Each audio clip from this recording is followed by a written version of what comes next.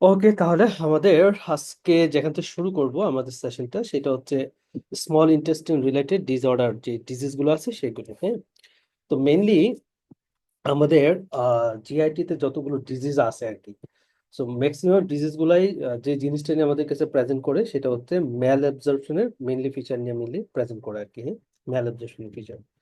তো এখন সেটা সিলিয়াক ডিজিজ হোক, সেটা ক্রোনস ডিজিজ হোক, অথবা সেটা হুইপলস ডিজিজ হোক, ম্যাক্সিমাম গুলো হচ্ছে আমাদের যেহেতু ম্যাল অ্যাবজর্পশনের ফিচার নিয়ে ডেভেলপ করে, তাহলে আমাদের ম্যাল অ্যাবজর্পশনের অ্যাকচুয়ালি ফিচার গুলা কি, এগুলো সম্পর্কে একটা আইডিয়া থাকাটা দরকার। হ্যাঁ, ম্যাল অ্যাবজর্পশনের ফিচার কি কি।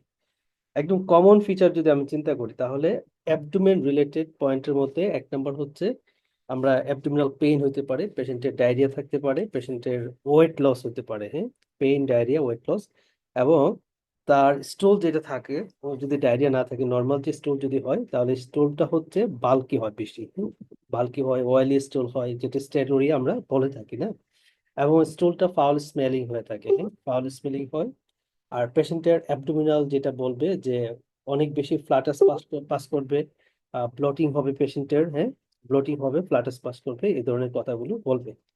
আর এছাড়া আমাদের দেখা যায় অনেকদিন ম্যালঅ্যাবজর্পশন থাকলে তাদের হচ্ছে আপনার বিভিন্ন ধরনের ভিটামিন যেগুলো আছে এগুলো ডেফিসিয়েন্সি ডেভেলপ করে।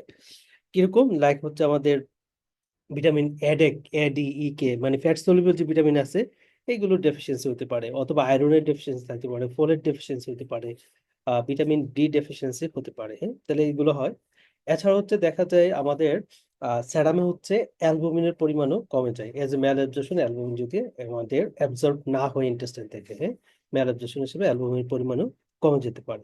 তাহলে এই পয়েন্টগুলো হচ্ছে আমাদের অ্যাকচুয়ালি মানে ম্যাল অ্যাবজর্পশন রিলেটেড ফিচার। মানে যে কোনো ইন্টেস্টাইনাল ডিসঅর্ডারে আমরা এই ধরনের ফিচার গুলো পাইতে পারি। একদম কমনলি পরীক্ষায় যেটা দেয় ম্যালঅ্যাবজর্পশনের ফিচার, সেটা হচ্ছে পেশেন্টের ডায়রিয়া দিতে পারে, ব্লটিং, ফ্লাটাস পাস করে, তারপর স্ট্যাটোরিয়ার কথাটা বলতে পারে, ফাউল স্মেলিং স্টুল বলতে পারে, এবং স্টুল হচ্ছে পানিতে ভেসে থাকে এই কথাটা বলবে। হ্যাঁ, ফ্লটিং হয়ে থাকে। তার সাথে হচ্ছে আমরা যেটা জানি স্ট্যাটোরিয়া, যেটা ওটা বললাম। আর ডিফারেন্ট টাইপস অফ ভিটামিন, তথা আয়রন, ভিটামিন ডি, তারপর হচ্ছে ক্যালসিয়াম, তারপর হচ্ছে আপনার এ, ডি, ই, কে যে ভিটামিন গুলো আছে এগুলোর পরিমাণও আমাদের কম থাকতে পারে। তাহলে এগুলোকে আপনার এজ এ ম্যাল অ্যাবজর্পশনের ফিচার হিসেবে ধরতে হবে। তো সিলিয়াক ডিজিজ যেটা আছে, এটা এটা হচ্ছে আমাদের ইন্টেস্টাইনে যেটা হয় সেটা হচ্ছে যে ল্যামিনা প্রক্রিয়া থাকে ওই এরিয়াগুলোতে মেইনলি লিম্ফোসাইটিক ইনফিল্ট্রেশন হয়। হ্যাঁ, লিম্ফোসাইটিক ইনফিল্ট্রেশন হয়। তো আমাদের যে বিলাসগুলো থাকে এইগুলো হচ্ছে আমাদের মানে একটু ফ্ল্যাটেন্ড হয়ে যায়। অ্যাজ এ রেজাল্ট পেশেন্টেরও ম্যাল অ্যাবজর্পশন নিয়ে আমাদের কাছে আসে। অর্থাৎ সিলিয়াক ডিজিজের পেশেন্টগুলোর একটা ফিচার হচ্ছে ম্যাল অ্যাবজর্পশনের ফিচার নিয়ে আমাদের কাছে মেইনলি হচ্ছে আসবে। আর সিলিয়াক ডিজিজটা হচ্ছে আবার একটা অটোইমিউন ডিজিজ। সো এই একটা অটোইমিউন ডিজিজ যেহেতু এটা, তাহলে অন্য কোনো একটা অটোইমিউন ডিজিজ পেশেন্টের থাকতে পারে। হ্যাঁ, লাইক টাইপ 1 ডায়াবেটিস থাকতে পারে, হাইপোথাইরয়েডিজম থাকতে পারে, পার্নিশিয়াস এনিমিয়া থাকতে পারে। অর্থাৎ অন্য যে কোনো একটা অটোইমিউন ডিজিজ পেশেন্টের থাকতে পারে, এটা একটা পয়েন্ট। এখন আসে, এটা তো ম্যালাবজেশনের ফিচার থাকবে, এবং যেহেতু এটা অটোইমিউন ডিজিজ, সো ফিমেল পেশেন্টের ক্ষেত্রে সবচেয়ে বেশি প্রমিনেন্টলি হচ্ছে কমনলি হচ্ছে ফিমেল পেশেন্ট হচ্ছে এফেক্টেড হয়ে থাকে আর কি। মানে মানে এই মানে যেটা বলো অটোইমিউন ডিজিজ হওয়ার জন্য। হ্যাঁ, আচ্ছা, এই পেশেন্টের যেটা হচ্ছে ডায়রিয়া, ডুরিয়া, কোলিক অ্যাবডোমিনাল পেন, ফ্লাটাস টাটাস এগুলো বলবে, অর্থাৎ ম্যালাবজেশনের ফিচার বলবে। তার সাথে যেটা বলবে সেটা হচ্ছে পেশেন্টটা টায়ার্ডনেস ফিল করে। হ্যাঁ, ফিলিং ভেরি ফ্যাটিক, টায়ার্ড, এই দুইটা শব্দ আপনি এখানে খুব কমনলি ওরা মানে মানে পাবেন আর কি। অর্থাৎ ফ্যাটিক বা টায়ার্ডনেস শব্দগুলো লাইক হচ্ছে সিলিয়াক ডিজিজ, হাইপোথাইরয়েডিজম, অথবা মাইলোফাইব্রোসিস, মাইলোডিসপ্লাস্টিক সিনড্রোম, এই যে ডিজিজ গুলো আছে এইগুলোতে আসবে। আরটা হচ্ছে আপনার মাল্টিপল স্ক্লেরোসিস। হ্যাঁ, সো এই ডিজিজ গুলার মেইন যে ওয়ার্ডটা আপনাকে ইউজ করবে ওরা সেটা হচ্ছে ফ্যাটিক, টায়ার্ড, ফ্যাটিক, টায়ার্ড, এই শব্দগুলো হচ্ছে মেনলি ইউজ করবে। তাহলে সিলিয়াক ডিজিজে আমাদের ফ্যাটিক বা টায়ার্ডনেস শব্দটা আমরা পাবো। তাহলে একটা পেশেন্টের ধরে ম্যাল অ্যাবজর্পশনের ফিচার আছে, ডায়রিয়া, ডুরিয়া, অ্যাবডোমিনাল কলিকি পেইন যা আছে সব, তার সাথে টায়ার্ডনেস, ফ্যাটিক শব্দটা বলে। এবং এটা যদি ফিমেল পেশেন্ট হয়, এবং এই পেশেন্টের যদি কোনো একটা অটোইমিউন ডিজিজ থাকে, তাহলে এটা অবশ্যই আমার কি, এটা হচ্ছে সিলিয়াক ডিজিজ। Coeliac disease. এখন এই সিলিয়াক ডিজিজের সাথে যে জিনিসটা অ্যাসোসিয়েটেড থাকতে পারে সেটা হচ্ছে ডার্মাটাইটিস হার্পিটিফর্মিস। ইরাইথেমা মাল্টিফর্মও থাকে, তবে ডার্মাটাইটিস হার্পিটিফর্মিসটা হচ্ছে মেনলি থাকে আর কি। হ্যাঁ, ডার্মাটাইটিস হার্পিটিফর্মিস আপনার এই জায়গাতে একটু ডার্মাটাইটিস হার্পিটিফর্মিসটা একটু লিখে রাখবেন। ডার্মাটাইটিস হার্পিটিফর্মিসটা কি, এটা হচ্ছে আমাদের এলবো জয়েন্ট, নি জয়েন্টের যে এক্সটেন্সর সার্ফেস গুলোতে আছে, এই এক্সটেন্সর সার্ফেস গুলোতে পেপুলার এবং ভেসিকুলার টাইপ অফ কিছু লেশন হবে, এবং এই লেশন গুলো হচ্ছে হাইলি ইচিং হয়। হ্যাঁ, হাইলি ইচিং হয়।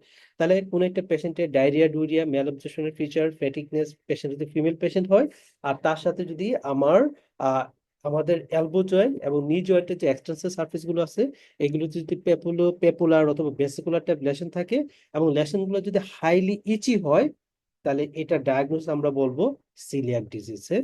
আর যদি ইচিনেসের অর্থাৎ ওই যে এলবো জয়েন্ট এবং নি জয়েন্টের এক্সটেন্সর সার্ফেস যে লেশনটা আছে, সেটার যদি নাম জানতে চাই, তাহলে এটাকে বলবো আমরা যে ডার্মাটাইটিস হার্পিটোফর্মিস, ডার্মাটাইটিস হার্পিটোফর্মিস। সো এইভাবে হচ্ছে আমার সিলিয়াক ডিজিজের ডায়াগনোসিস রিলেটেড করে কোশ্চেন গুলো দিবে। এখন আসেন সিলিয়াক ডিজিজ থেকে আমরা ইনভেস্টিগেশন কি করব। যে ইনভেস্টিগেশনটা একদম স্ক্রিনিং পারপাসে আমরা করি, সেটা হচ্ছে অ্যান্টি টিস্যু ট্রান্সগ্লুটামিনেজ অ্যান্টিবডিটা হচ্ছে আমরা মেইনলি দেখবো। অ্যান্টি টিস্যু ট্রান্সগ্লুটামিনেজ অ্যান্টিবডিটা হচ্ছে দেখবো। এটা খুবই ইম্পর্টেন্ট, সুপার ইম্পর্টেন্ট। হ্যাঁ, অ্যান্টি টিস্যু ট্রান্সগ্লুটামিনেজ অ্যান্টিবডিটা আমরা মেইনলি দেখবো। যদি অ্যান্টি টিস্যু ট্রান্সগ্লুটামিনেজ অ্যান্টিবডিটা নেগেটিভ থাকে, তখন আমরা যেটা করতে পারি সেটা হচ্ছে আমরা জেজুনাল বায়োপসি নিতে পারি। ঠিক আছে, স্মল ইন্টেস্টাইন থেকে বায়োপসি নিতে পারি।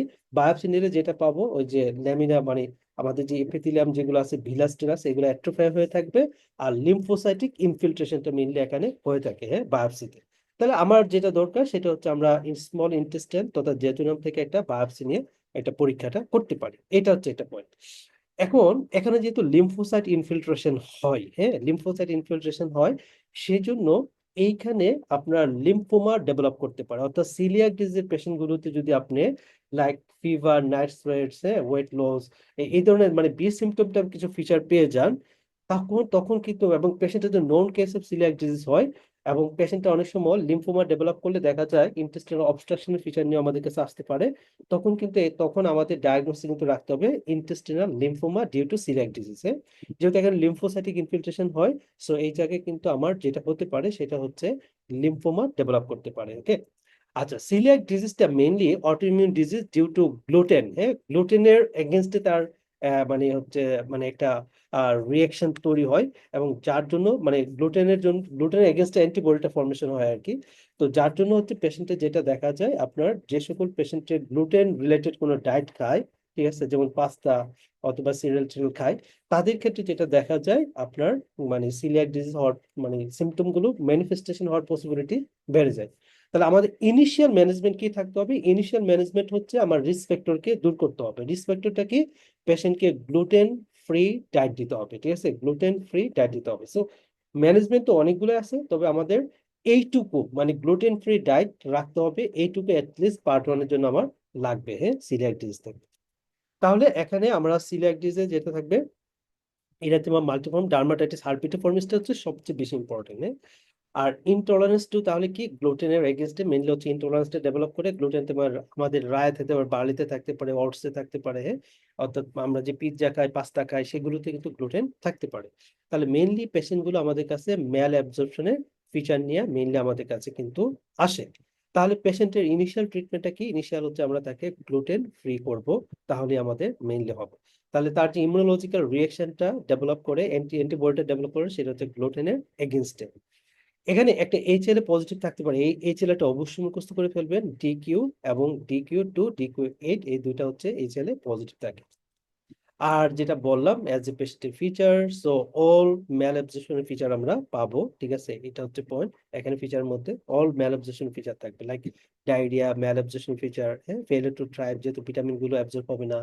তারপরে হচ্ছে ডিলেড গ্রোথ থাকবে, ম্যাল নিউট্রিশনের ফিচার গুলো থাকতে পারে। হ্যাঁ, কিছু non specific symptom. So super important symptom হচ্ছে আমার টায়ার্ডনেস, ফ্যাটিক। এই কথাটা কিন্তু মারাত্মক ইম্পর্টেন্ট ফর সিলিয়াক ডিজিজে।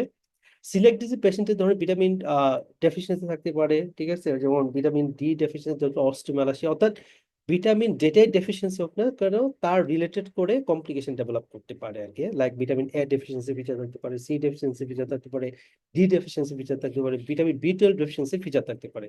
তবে মোস্ট ইম্পর্টেন্ট কথা হচ্ছে সিলিয়াক ডিজিজে যেটা আমার ভিটামিন, স্পেশালি আজকে অ্যানিমিয়ার ক্ষেত্রে সিলিয়াক ডিজিজে, সেটা হচ্ছে মাইক্রোসাইটিক হাইপোক্রোমিক অ্যানিমিয়া হতে পারে ডিউ টু আয়রন ডেফিসিয়েন্সির জন্য। মোস্ট কমনলি এটা অ্যাসোসিয়েটেড থাকে। আবার অনেক সময় ফোলেট এবং ভিটামিন বি 12 ডেফিসিয়েন্সি থাকতে পারে, সেটার জন্য আমরা মেগালোব্লাস্টিক অ্যানিমিয়াও পেতে পারি। তার মানে সিলিয়াক ডিজিজ এমন একটা ডিজিজ যেটার সাথে আয়রন ডেফিসিয়েন্সি অ্যানিমিয়ার ফিচারও পাই, এবং সাথে হচ্ছে আমরা ভিটামিন বি 12 তথা ফোলেট ডেফিসিয়েন্সি হিসেবে মেগালোব্লাস্টিক অ্যানিমিয়ারও ফিচার পাই। অর্থাৎ বাইমোডাল ডিস্ট্রিবিউশনে তার অ্যানিমিয়াটা হতে পারে, তবে ম্যাক্সিমাম পরীক্ষাতে আয়রন ডেফিসিয়েন্সিটাকে বেশি কোইনসাইড করে দেখায় আর কি। আচ্ছা, তাহলে আমরা as a diagnosis specially screening পারপাসে আমরা যেটা বললাম অ্যান্টি টিস্যু ট্রান্সগ্লুটামিনেজ অ্যান্টিবডিটা দেখবো।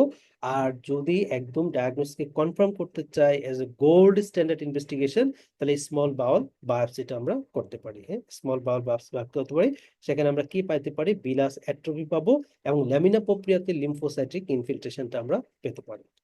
তাহলে টিস্যু ট্রান্স, হ্যাঁ, অ্যান্টি টিস্যু ট্রান্স গ্লুটামিনেজ অ্যান্টিবডি, এটা হচ্ছে আমরা দেখতে পারি, এবং এটাই হচ্ছে পরীক্ষাতে আসার মতো একটা বিষয়, হ্যাঁ, অ্যান্টি টিস্যু ট্রান্স গ্লুটামিনেজ অ্যান্টিবডি। আচ্ছা, এখন আসেন আমাদের এই ডিজিজটার সাথে, সিলিয়াক ডিজিজের সাথে কি কি জিনিস অ্যাসোসিয়েটেড থাকতে পারে? অল অটোইমিউন ডিজিজ অ্যাসোসিয়েটেড থাকতে পারে, এটা হচ্ছে এক কথা। কারণ যেহেতু এটা অটোইমিউন ডিজিজ, তো এটার সাথে যে কোনো autoimmune disease associated, type 1 diabetes, thyroid disease, primary biliary cholangitis, শোগরেন, এগুলো সবগুলোই কিন্তু autoimmune disease, pernicious anaemia, sarcoidosis যা আছে। তবে মোস্ট কমনলি যেটা আমাকে মাথায় রাখতে হবে সেটা হচ্ছে ডার্মাটাইটিস হার্পিটিফর্মিস, যেটা আমি বললাম এলভো অ্যান্ড নি জয়েন্টের এক্সটেন্সর সারফেসে বা সাইটে আমার হাইলি ইন্টেন্স ইচিং থাকবে, যেটা বেসিকুলার এবং পেপুলার মতো একটা লেশন নিয়ে আমাদের কাছে আসবে। আরটা হচ্ছে স্পেশাল আমাদের লিম্ফোমা ডেভেলপ করতে পারে, এটা ইম্পর্টেন্ট। যেহেতু এটা লিম্ফোসাইটিক ইনফিল্ট্রেশন হয়, সেখান থেকে লিম্ফোমা হতে পারে। Important cause of subtotal villous atrophy কোথায় কোথায় আমরা পেতে পারি? মাল্টিপল স্টেমের জন্য খুব ইম্পর্টেন্ট, এই বক্সটা খুব ভালো করে বলবেন। হ্যাঁ, আর যে কোথায় কোথায় সাবটোটাল বিলাস অ্যাট্রফি আমরা পাই? Coeliac, tropical sclerodermatitis, herpetiformis, lymphoma, HIV related enteropathy, giardia, hypogammaglobulinaemia, radiation, Whipple's, আর জোলিঞ্জার রিলেশন সিনড্রোম।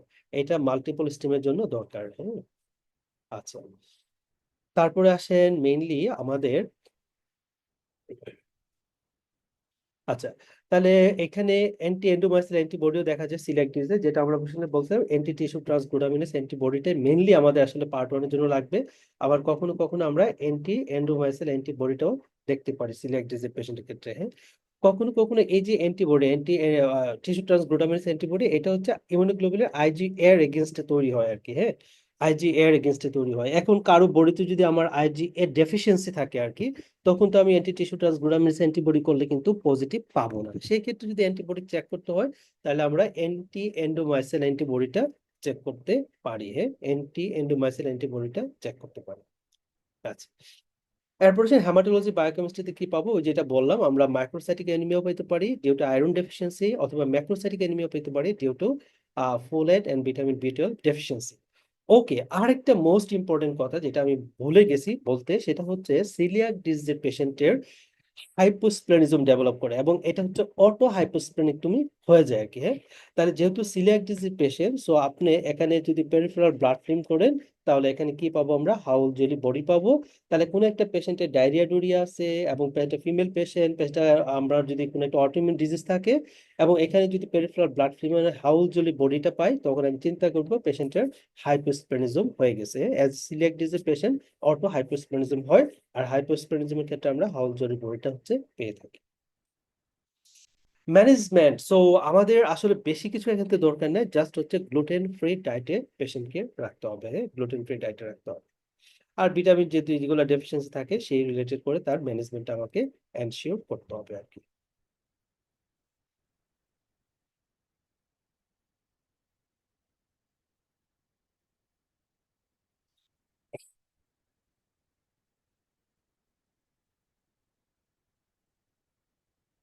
তাহলে ডায়েটারি অ্যাডভাইসটা আমাদের মেইন, হ্যাঁ, গ্লুটেন ফ্রি ডায়েটে রাখতে হবে। আর কমপ্লিকেশন কি ডেভেলপ করতে পারে সেটা হচ্ছে, অর্থাৎ ম্যাল অ্যাবজর্পশন হিসেবে যে কমপ্লিকেশন গুলো আসার কথা, সেই কমপ্লিকেশন গুলো মেইনলি ডেভেলপ করে। তার সাথে হচ্ছে আমাদের যেটা একটু মনে রাখতে পারি, সেটা হচ্ছে তার ম্যালিগনেন্সি হওয়ার পসিবিলিটি বেশি বেড়ে যায়। সেটা হচ্ছে পেশেন্টের লিম্ফোমা ডেভেলপ করতে পারে। হ্যাঁ, অ্যাজ ইউজুয়াল নর্মাল পেশেন্টের চেয়ে তার 2 গুণ, হ্যাঁ, ম্যালিগনেন্সি তথা লিম্ফোমা হওয়ার চান্স 2 গুণ বেশি থাকে। এছাড়া bowel carcinoma, squamous cell cancer of the ইসোফেগাসও হতে পারে, বাট লিম্ফোমাটাই পরীক্ষার জন্য মোস্ট ইম্পর্টেন্ট। সো যেটা আমি বলছিলাম যে ডার্মাটাইটিস হার্পিটিফর্মিস, হ্যাঁ, অর্থাৎ কোন একটা পেশেন্ট যদি নন কেস অফ সিলিয়াক ডিজিজ হয় এবং সেই পেশেন্টের যদি নি এবং এলবো জয়েন্টের এক্সটেন্সর সার্ফেসে পেপুলার ভেসিকুলার টাইপ লেশন তৈরি হয় এবং লেশনগুলো যদি হাইলি ইচিং হয়, তাহলে সেটা ডায়াগনোস কিন্তু আমাদের ডার্মাটাইটিস হার্পিটিফর্মিস। ঠিক আছে, এইটুকুই হচ্ছে মেইনলি আমার এখান থেকে দরকার। সো এই পেশেন্টকে আমাদের ট্রিটমেন্ট হিসেবে কি দিয়ে করবো, আমরা হচ্ছে ড্যাপসন দিয়ে মেইনলি হচ্ছে পেশেন্টটাকে ট্রিটমেন্ট করতে পারি। সো পার্ট ওয়ানের ট্রিটমেন্টটা কিন্তু খুব ইম্পর্টেন্ট না, হ্যাঁ। আর অ্যাজ ইউজুয়াল আমাদের ডায়াগনোসিস কনফার্ম করতে হলে কি করতে হবে, অর্থাৎ মেইনলি তার সাথে সিলিয়াক ডিসটা তো অ্যাসোসিয়েটেড থাকে, তাহলে সিলিয়াক ডিস হিসেবে আমরা স্মল বাউল বায়োপসি করতে পারি, হ্যাঁ, বায়োপসি করতে পারি। আর এছাড়া ইমিউনোফ্লোরেসেন্স যদি করি, তাহলে হচ্ছে যেহেতু আমাদের আইজিএ রিলেটেড করে ডিজিজ হচ্ছে সিলিয়াক ডিজিজটা, তাহলে এখানে আমরা যদি আমরা ইপিডার্মাল যে জাংশন আছে সেই জাংশনে, যেহেতু ডার্মাটাইটিস হার্পিটিফর্মিস স্কিনে ম্যানিফেস্টেশন হয়, তাহলে এখানে হচ্ছে আমরা যে জিনিসটা ডিপোজিশন পাবো সেটা হচ্ছে আইজিএ এর ডিপোজিশনটা হচ্ছে আমরা পাইতে পারি এস ফর যদি আমরা স্কিন বায়োপসি করি আর কি, হ্যাঁ, স্কিন বায়োপসি করি, তাহলে ডার্মো ইপিডার্মাল জাংশনে আইজিএ ডিপোজিশন করবে বা পাবো। আচ্ছা, এরপর আসেন ট্রপিক্যাল স্প্রো। সো এটাও কিন্তু আমাদের মেনলি পেশেন্ট গুলো ম্যাল অ্যাবজর্পশনের ফিচারে নিয়ে আসবে, অর্থাৎ ডায়রিয়া, ডোরিয়া, ওয়েট লস আছে, আর ম্যাল অ্যাবজর্পশনের আদার্স ফিচার গুলো নিয়ে আসবে। তার সাথে যে কথাটা বলবে, পেশেন্টটা হচ্ছে ধরেন সাউথ ইস্ট এশিয়ান কোনো একটা কান্ট্রিতে ঘুরতে গেছিল, মালয়েশিয়া ঘুরতে গেছিল, সিঙ্গাপুর ঘুরতে গেছিল, অথবা ওয়েস্ট ইন্ডিজ যে দেশগুলো আছে ওই দিকে পেশেন্টটা ঘুরতে গেছিল যদি বলে, তারপরে যদি আপনার পেশেন্টের নন ব্লাডি ডায়রিয়া শুরু হয় এবং ম্যাল অ্যাবজর্পশনের ফিচার থাকে, তখন আপনার ডায়াগনোসিস করতে হবে এটা হচ্ছে ট্রপিক্যাল স্প্রো, হ্যাঁ। তাহলে ট্রপিক্যাল রিলেটেড কান্ট্রি স্পেশালি আমার West Indies, South East Asian কান্ট্রিগুলো, মালয়েশিয়া টালেশিয়া, ইন্দোনেশিয়া, এই দেশগুলো মেইনলি ট্রপিক্যাল স্প্রোটা হয়। অর্থাৎ কোনো একটা পেশেন্ট যদি এই এরিয়াগুলোতে মানে যায়, কোনো একটা প্রজেক্টে যায়, অনেক দিন ছিল, মাস, 6 মাস, 1 বছর ছিল, তারপরে তার হচ্ছে একিউট ওয়াটারি ডায়রিয়া ডেভেলপ করছে, ম্যালঅ্যাবজর্পশন ফিচার ডেভেলপ করছে, তখন আপনি কিন্তু ডায়াগনোসিস বলতে হবে এটা হচ্ছে ট্রপিক্যাল স্প্রো। তার মানে ম্যাল অ্যাবজর্পশন কিন্তু এগুলো কমন, ঠিক আছে, সিলিয়াক ডিজিজও কমন বা ট্রপিক্যাল স্প্রো তো কমন, হুইপলসও malabsorption common. But main point গুলো হচ্ছে এখানে ট্রাভেলিং এর একটা হিস্ট্রি থাকবে, এন্ডেমিক এরিয়ায় সে ছিল এই কথাটার হিস্ট্রি থাকবে, 1 মাস, 6 মাস, 5 মাস, 1 বছর, 2 বছর সে ওই ধরনের ট্রপিক্যাল কান্ট্রি গুলোতে ছিল, তখনই আমাদের ডায়াগনোস হবে এটা ট্রপিক্যাল স্প্রো। সো এগেইন একই কথা, যেটা আমাদের এই এরিয়াগুলো ওয়েস্ট ইন্ডিজ, সাউদার্ন ইন্ডিয়া অথবা মালয়েশিয়া, ইন্দোনেশিয়াতে যদি থাকে পেশেন্টটা অনেকদিন, তখন তাদের হতে পারে, হ্যাঁ। আচ্ছা, ফিচার তো as a malabsorption feature diarrhoea, abdominal distension, anorexia, fatigue, weight loss, এগুলোতে থাকবে, ফিভার টিভার থাকতে পারে। আর অ্যাজ এ প্রোটিন লস হতে পারে, গ্লসাইটিস, তার জন্য হচ্ছে ইডিমা ডেভেলপ করতে পারে, ভিটামিন বি12 এর জন্য গ্লসাইটিস, স্টোমাটাইটিস হতে পারে, হ্যাঁ, এগুলো থাকবে। আর ট্রিটমেন্ট কি, এটা খুব ইম্পর্টেন্ট না, জাস্ট টেট্রাসাইক্লিন আমরা দিতে পারি। ওকে, এরপরে যেটা, এটা কিন্তু পার্ট ওয়ানের জন্য খুব important, small intestinal bacterial overgrowth, হ্যাঁ।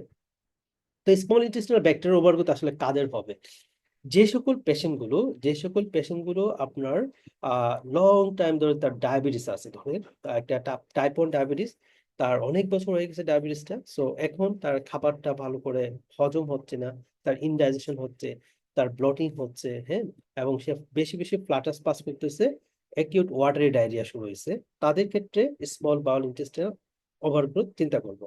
কেন? কারণ লং টাইম ডায়াবেটিস থাকলে আমাদের যে নার্ভ গুলো আছে, এই নার্ভ গুলার কিন্তু এনার্জি মানে নর্মাল কাজ যেটা ফাংশন, সেটা হচ্ছে কমে যায়, অটোনমিক নিউরোপ্যাথি যেহেতু ডেভেলপ করে, হ্যাঁ।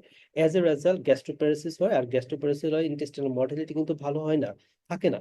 সেই জন্য আপনার যেটা হয়, বাউল ইন্টেস্টিনাল মুভমেন্ট ভালো থাকে না, যার জন্য হচ্ছে ব্যাকটেরিয়াল ওভারগ্রোথটা হয়ে থাকে। এরকম আরো কিছু ডিজিজ আছে লাইক সিস্টেমিক স্ক্লেরোসিস, হ্যাঁ, সিস্টেমিক স্ক্লেরোসিস, অথবা সিস্টিক ফাইব্রোসিস, হ্যাঁ, অথবা কোনো কারণে পেশেন্টের এনিহাও যদি তার ধরেন আপনার নিউরোলজিক্যাল কোনো ইভেন্ট থাকে, তাহলে সেই পেশেন্টের গুলোর ক্ষেত্রে স্মল বাউল ব্যাকটেরিয়াল ওভারগ্রোথ হতে পারে, হ্যাঁ। তাহলে মেইন ফিচার হচ্ছে পেশেন্টের ব্লটিং থাকবে অ্যাবডোমিনাল, ফ্লাটাস পাস করবে, আর একিউট ওয়াটারি ডায়রিয়া থাকবে, হ্যাঁ। তার সাথে তার সাথে কোন একটা ডিজিজ, যেটা বললাম ডায়াবেটিস থাকতে পারে, সিস্টেমিক স্ক্লেরোসিস হতে পারে, সিস্টিক ফাইব্রোসিস হতে পারে, অর্থাৎ ম্যাল অ্যাবজর্পশন রিলেটেড কোন একটা ডিজিজ এখানে থাকতে পারে, যেটা জিআই ট্র্যাক্টের মর্টালিটি কমায় দিচ্ছে, এরকম একটা ডিজিজ তার থাকতে পারে। তখনই আমি ডায়াগনোস করবো এটা হচ্ছে small intestinal bacterial overgrowth. So আমার বা আপনার কাছ থেকে যেটা জানতে চাবে যে আমি এখানে ইনভেস্টিগেশন কি করব, হ্যাঁ। এখানে আমরা ইনভেস্টিগেশন হিসাবে ইনিশিয়ালি যেটা করি সেটা হচ্ছে হাইড্রোজেন ব্রেথ টেস্টটা হচ্ছে করে থাকি। যেমন ইয়ের ক্ষেত্রে আমরা করছিলাম এইচ পাইলোরির ক্ষেত্রে 13 carbon urea breath test, but এখানে যেটা আমরা ইনিশিয়ালি করতে পারি সেটা হচ্ছে হাইড্রোজেন ব্রেথ টেস্ট হচ্ছে আমরা মেইনলি করতে পারি, হ্যাঁ, হাইড্রোজেন ব্রেথ টেস্ট। তো এখানে স্মল বাউল ব্যাকটেরিয়াল ওভারগ্রোথের ক্ষেত্রে কখনো কখনো ইমিউনো ডেফিসিয়েন্সির জন্য হতে পারে, স্পেশালি ইমিউনোগ্লোবুলিন আইজিএ যদি কোনো পেশেন্টের ডেফিসিয়েন্সি থাকে, অর্থাৎ স্পেসিফিক্যালি আইজিএ যদি ডেফিসিয়েন্সি থাকে তাহলে একটা পেশেন্টের আপনার ডায়রিয়া হতে পারে এবং পেশেন্টের রিপিটেড রেসপিরেটরি ইনফেকশন হতে পারে। কারণ আইজি এটা হচ্ছে আপনার মেইনলি সে যেটা করে সেটা হচ্ছে আমার ইন্টেস্টিনাল এবং এপিথেলিয়াল, সোজা কথা এপিথেলিয়াল ইমিউনিটির একটা সাপোর্ট দিয়ে থাকে আর কি আইজি। এই জন্য আমাদের রেসপিরেটরি এপিথেলিয়ামে আইজি ডেফিসিয়েন্সি থাকলে ইনফেকশন হবে, অর্থাৎ রিকারেন্ট চেস্ট ইনফেকশন। তার সাথে আইজিএ ডেফিসিয়েন্সির জন্য আমাদের ইন্টেস্টিনাল মিউকোজাল মানে যে ইমিউনিটি সেটা কিন্তু নষ্ট হয়ে যায়। তার মানে একটা পেশেন্টের যদি রিকারেন্ট চেস্ট ইনফেকশন তার সাথে ডায়রিয়ার হিস্ট্রি থাকে তখন কিন্তু আপনাকে বলতে হবে আইজিএ ডেফিসিয়েন্সি। এবং এই আইজিএ ডেফিসিয়েন্সির জন্য ইমিউনো ডেফিসিয়েন্সি তো, সো ব্যাকটেরিয়াল ওভারগ্রোথ আমরা পেয়ে যেতে পারি কোনো একটা পেশেন্টের। তাহলে এখানে আমরা যেটা চিন্তা করব সেটা হচ্ছে ডায়াবেটিক অটোনমিক নিউরোপ্যাথির জন্য হতে পারে। সিস্টেম স্ক্লেরোসিস হলে আমার গার্ডের গুলো হচ্ছে স্ক্লেরোসড হয়ে যায়, মর্টালিটি কমে যায়, সো ব্যাকটেরিয়াল ওভারগ্রোথ হতে পারে, হ্যাঁ। কারণ যদি আইজিএ ডেফিসিয়েন্সি থাকে তাদের ক্ষেত্রেও মানে এই ব্যাকটেরিয়াল ওভারগ্রোথটা হতে পারে, হ্যাঁ। তবে আইজিএমএ হয়, তবে আইজিএটা হচ্ছে মেইন, হ্যাঁ, আইজিএটা হচ্ছে। এখন এখানে যেটা বলছি স্মল ইন্টেস্টাইনাল ব্যাকটেরিয়াল ওভারগ্রোথ, এটার কজ কি কি কারণে হয়, যদি এছাড়া আরো কজ আছে লাইক পার্নিশিয়াস এনিমিয়া, যদি অ্যাসিড সিক্রেশন কমে যায় হতে পারে, বাট এগুলো হচ্ছে লেস লাইকলি আর কি। বাট মোর লাইকলি হচ্ছে আপনার সিস্টেমিক স্ক্লেরোসিস আর ডায়াবেটিক থেকে যদি অটোনমিক নিউরোপ্যাথি ডেভেলপ করে, অথবা কোনো পেশেন্টের গ্যাস্ট্রিক সার্জারি যদি করা হয় যে জন্য ডায়াবেটিকলোসিস। আর যে স্টিকটা লাগবে না, মেনলি এই দুইটা, হ্যাঁ, পরীক্ষাতে অ্যাসোসিয়েশন করে দুইটা, সিস্টেমিক স্ক্লেরোসিস আর আনকন্ট্রোল ডায়াবেটিকের patient. So bloating abdominal flatus pass করে ডায়রিয়া আছে, আপনাকে থিঙ্ক করতে হবে এটা স্মল বাউল ব্যাকটেরিয়াল ওভারগ্রোথ। এছাড়া হাইপোগামা গ্লোবুলিনমিয়া স্পেশালি আইজিএ যদি ডেফিসিয়েন্সি থাকে তাদের ক্ষেত্রে হতে পারে। সো ফিচার কি থাকবে, যা বলতেছিলাম, ডায়রিয়া ডোরিয়া থাকবে মেইন হিসাবে, ওয়েট লস থাকবে, স্ট্যাটোরিয়া থাকবে, অ্যাসাইটিস থাকতে পারে। তবে আরেকটা হচ্ছে, সরি না, এটা হচ্ছে অন্য একটা ডিজিজ। আচ্ছা, তো ফিচার হচ্ছে কি ব্লটিং, যেটা অ্যাবডোমিনাল পেইন, ডিস্টেনশন, ডায়রিয়া এগুলো থাকবে, এবং ভিটামিন বি 12 ডেফিসিয়েন্সি থাকে, ম্যালাইজেশন ফিচার থাকে আর কি, হ্যাঁ। আর হচ্ছে সিস্টেমিক স্ক্লেরোসিসের ডিজিজ রিলেটেড ফিচার থাকতে পারে। সো আমাদের ইনভেস্টিগেশন কি, স্মল বাউল অ্যাসপিরেট করতে পারি, ঠিক আছে, অ্যাসপিরেট করে সেটা আমরা থেকে দেখতে পারি। এটা হচ্ছে gold standard investigation, but usually যে ইনভেস্টিগেশনটা আমার কাছ থেকে জানতে চাবি, ইনিশিয়ালি আমরা যেটা করি সেটা হচ্ছে হাইড্রোজেন ব্রেথ টেস্টটা হচ্ছে আমরা মেনলি করে থাকি, হ্যাঁ, হাইড্রোজেন ব্রেথ টেস্ট। ট্রিটমেন্ট কি, ব্যাকটেরিয়াকে কমাইতে হবে, সো এর জন্য আমরা তাকে রিফাক্সিমিন দিতে পারি। আর যদি রিফাক্সিমিন না পাই তাহলে আমরা মেট্রোনিডাজোলও দিতে পারি আর কি। এখন কখনো কখনো দেখা যায় কি আপনার একটা পেশেন্ট যদি এরকম হয় আর কি, লাইক ধর সে একটা হানিমুনে গেছিল কোথাও, এবং সে সাগর রিলেটেড করে বা সুইমিং পুল রিলেটেড করে সে নদীতে সুইমিং পুলে লাফালাফি চাপাচাপি করছে। সো হানিমুন করে আসছে, আসার পরে তার অ্যাবডোমিনাল ক্র্যাম্প, ব্লটিং, ফ্লাটাস পাস করতেছে, ওয়াটারি ডায়রিয়া, তখন আপনার ডায়াগনোসিস কিন্তু জিআরডিএসিস। ডায়াগনোসিসের মেইন ক্লুটা হচ্ছে সে পানিতে সাঁতার কাটবে, হ্যাঁ, পানিতে যাবে, হানিমুনে যাবে, মরিশাসে যাবে, মানে কোন একটা সুইমিং পুলে যাবে, তারপরে অনেকদিন পরে আর কি, বেশ কিছুদিন পরে যদি পেশেন্টের ম্যাল অ্যাবজর্পশনের মতো ফিচার আছে, তার সাথে অ্যাবডোমিনাল ব্লটিং, ফ্লাটাস পাস করে এবং ওয়াটারি ডায়রিয়া হয়, আপনার ডায়াগনোস করতে হবে কিন্তু জিআরডিএসিস। তো এক্ষেত্রে আমরা পেশেন্টকে কি দিয়ে ট্রিট করতে, ট্রিনিডাজল দিতে পারি অথবা অ্যালবেন্ডাজল দিয়ে কিন্তু আমরা তাকে ট্রিটমেন্টটা করতে পারি, হ্যাঁ, ট্রিনিডাজল অথবা অ্যালবেন্ডাজল দিয়েও আমরা তাকে ট্রিটমেন্টটা করতে পারি। আর কারো যদি হাইপোগামা গ্লোবিউলিন থাকে, লাইক হচ্ছে আইজিএ ডেফিসিয়েন্সি যদি থাকে, তাহলে তাদের ক্ষেত্রে জিআরডিএসিস হওয়ার পসিবিলিটি একটু বেশি থাকে। আচ্ছা, এরপরে আমরা যেটাতে যাব সেটা হচ্ছে হুইপলস ডিজিজ, হ্যাঁ, হুইপলস ডিজিজ। তো আমাদের হুইপলস ডিজিজটা অ্যাকচুয়ালি ডায়াগনোসিসটা কিভাবে করতে পারি, হ্যাঁ। সো আমাদের তো জানি অ্যাবডোমেনে এই হুইপলস ডিজিজে আমরা কিন্তু ম্যালঅ্যাবজর্পশনের ফিচার পাবো, হ্যাঁ, ম্যালঅ্যাবজর্পশনের ফিচার যা আছে সবই পাবো। তবে এইখানে main targeting point for diagnosis এটা হচ্ছে পেশেন্টের ডায়রিয়া থাকবে, তার সাথে আর্থ্রালজিয়া থাকবে। খেয়াল রাখেন, হুইপলস কিন্তু মাল্টি সিস্টেম ইনভলভিং ডিজিজ। সে একদিকে হচ্ছে আপনার জিআই ট্র্যাককে ইনভলভ করবে, একদিকে আর্থ্রালজিয়া করবে, আর দিকে সিএনএস ইনভলভমেন্ট করে, আর দিকে আমাদের কানেকটিভ টিস্যুকে ইনভলভ করে, লিম্ফ নোডকে ধরে, ফিভার টিভার নিয়ে আসে, স্কিনকে ধরে।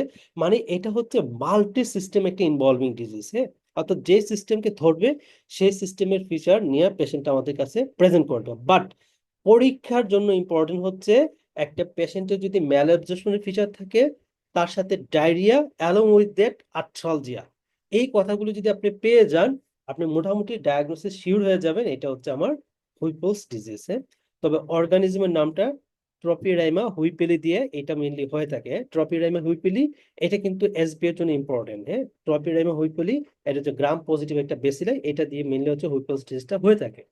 তো হুইপলস ডিজিজ যেটা করা হয় মানে as for the diagnosis confirm, সেটা হচ্ছে আমরা হচ্ছে স্মল ইন্টেস্টাইনাল বায়োপসি নিতে পারি। তাহলে বায়োপসি নিলে ম্যাক্রোফেজ মানে pass positive macrophage pass positive containing macrophage আমরা পাইতে পারি। সো এইটাই হচ্ছে মেইনলি বায়োপসি থেকে আমাদের জানতে যেতে পারে আর কি। হ্যাঁ, তাহলে ইন্টেস্টাইনাল বায়োপসি নিতে পারি, সেই বায়োপসি থেকে আমরা পাস পজিটিভ ম্যাক্রোফেজ হচ্ছে পাবো। হ্যাঁ, পিরিয়ডিক অ্যাসিড শিফট ম্যাক্রোফেজ হচ্ছে আমরা পাবো আর কি। হ্যাঁ, সো এটা হচ্ছে হুইপলস ডিজিজের ক্ষেত্রে মানে স্পেশালি ডায়াগনোসিস কনফার্ম। আর ট্রিটমেন্ট এই যে সেফট্রাক্সিন দিতে হবে, আমরা সাধারণত 14 দিনের মতো দেই। তারপরে আপনার কোট্রাইমোক্সাজোল প্রায় 1 বছর দেওয়া লাগে। হ্যাঁ, হুইপলস ডিজিজের ক্ষেত্রে কোট্রাইমোক্সাজোল 1 বছর দেওয়া লাগে।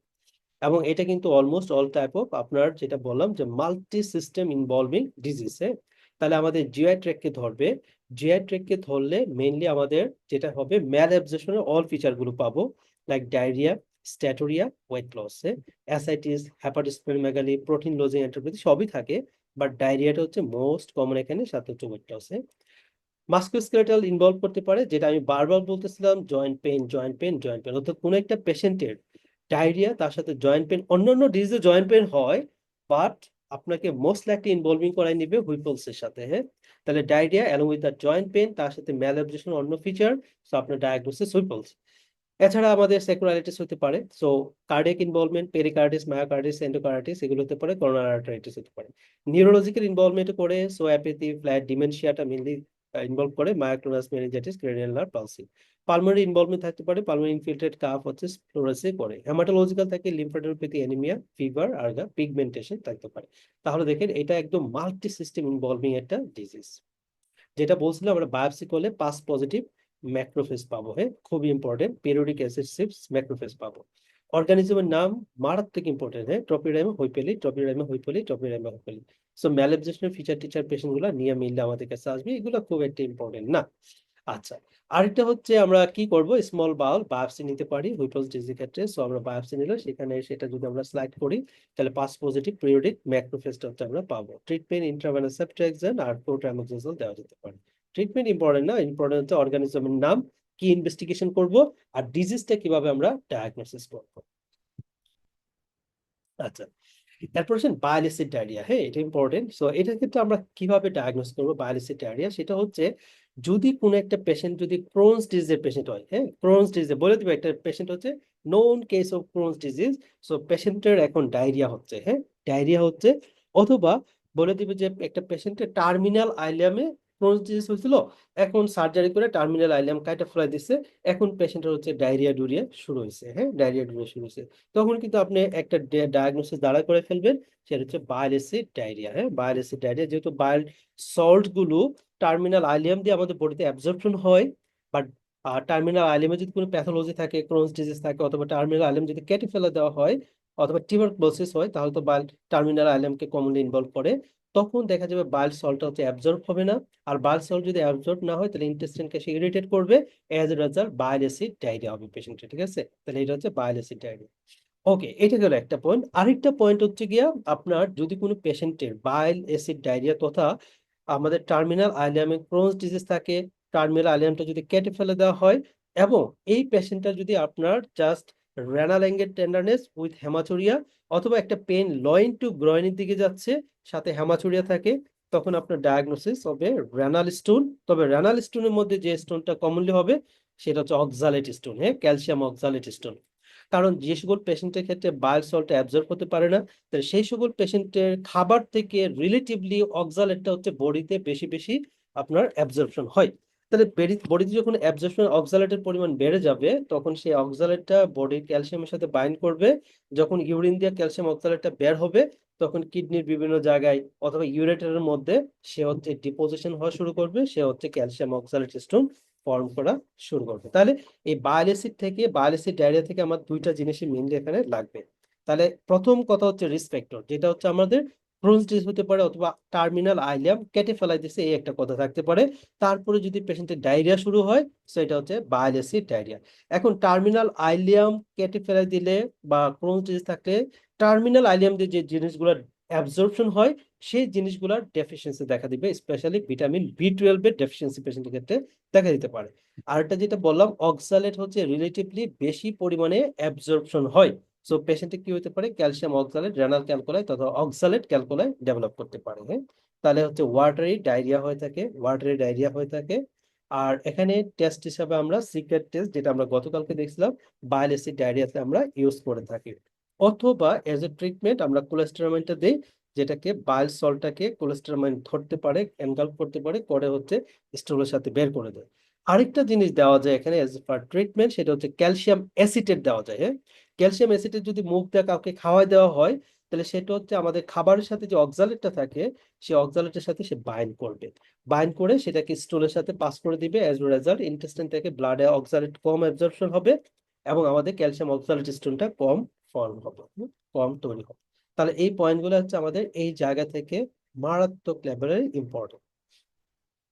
এবার আসেন শর্ট বাউল সিনড্রোম। সো শর্ট বাউল সিনড্রোমটা আপনার অলমোস্ট হিস্ট্রিতে দিয়ে বলবে যে পেশেন্টের 2বার বা 3বার অ্যাবডোমিনাল একটা সার্জারি হয়েছিল, অথবা 2বার 3বার 4বার বা একবার একটা তার অ্যাবডোমিনাল সার্জারি হয়েছে।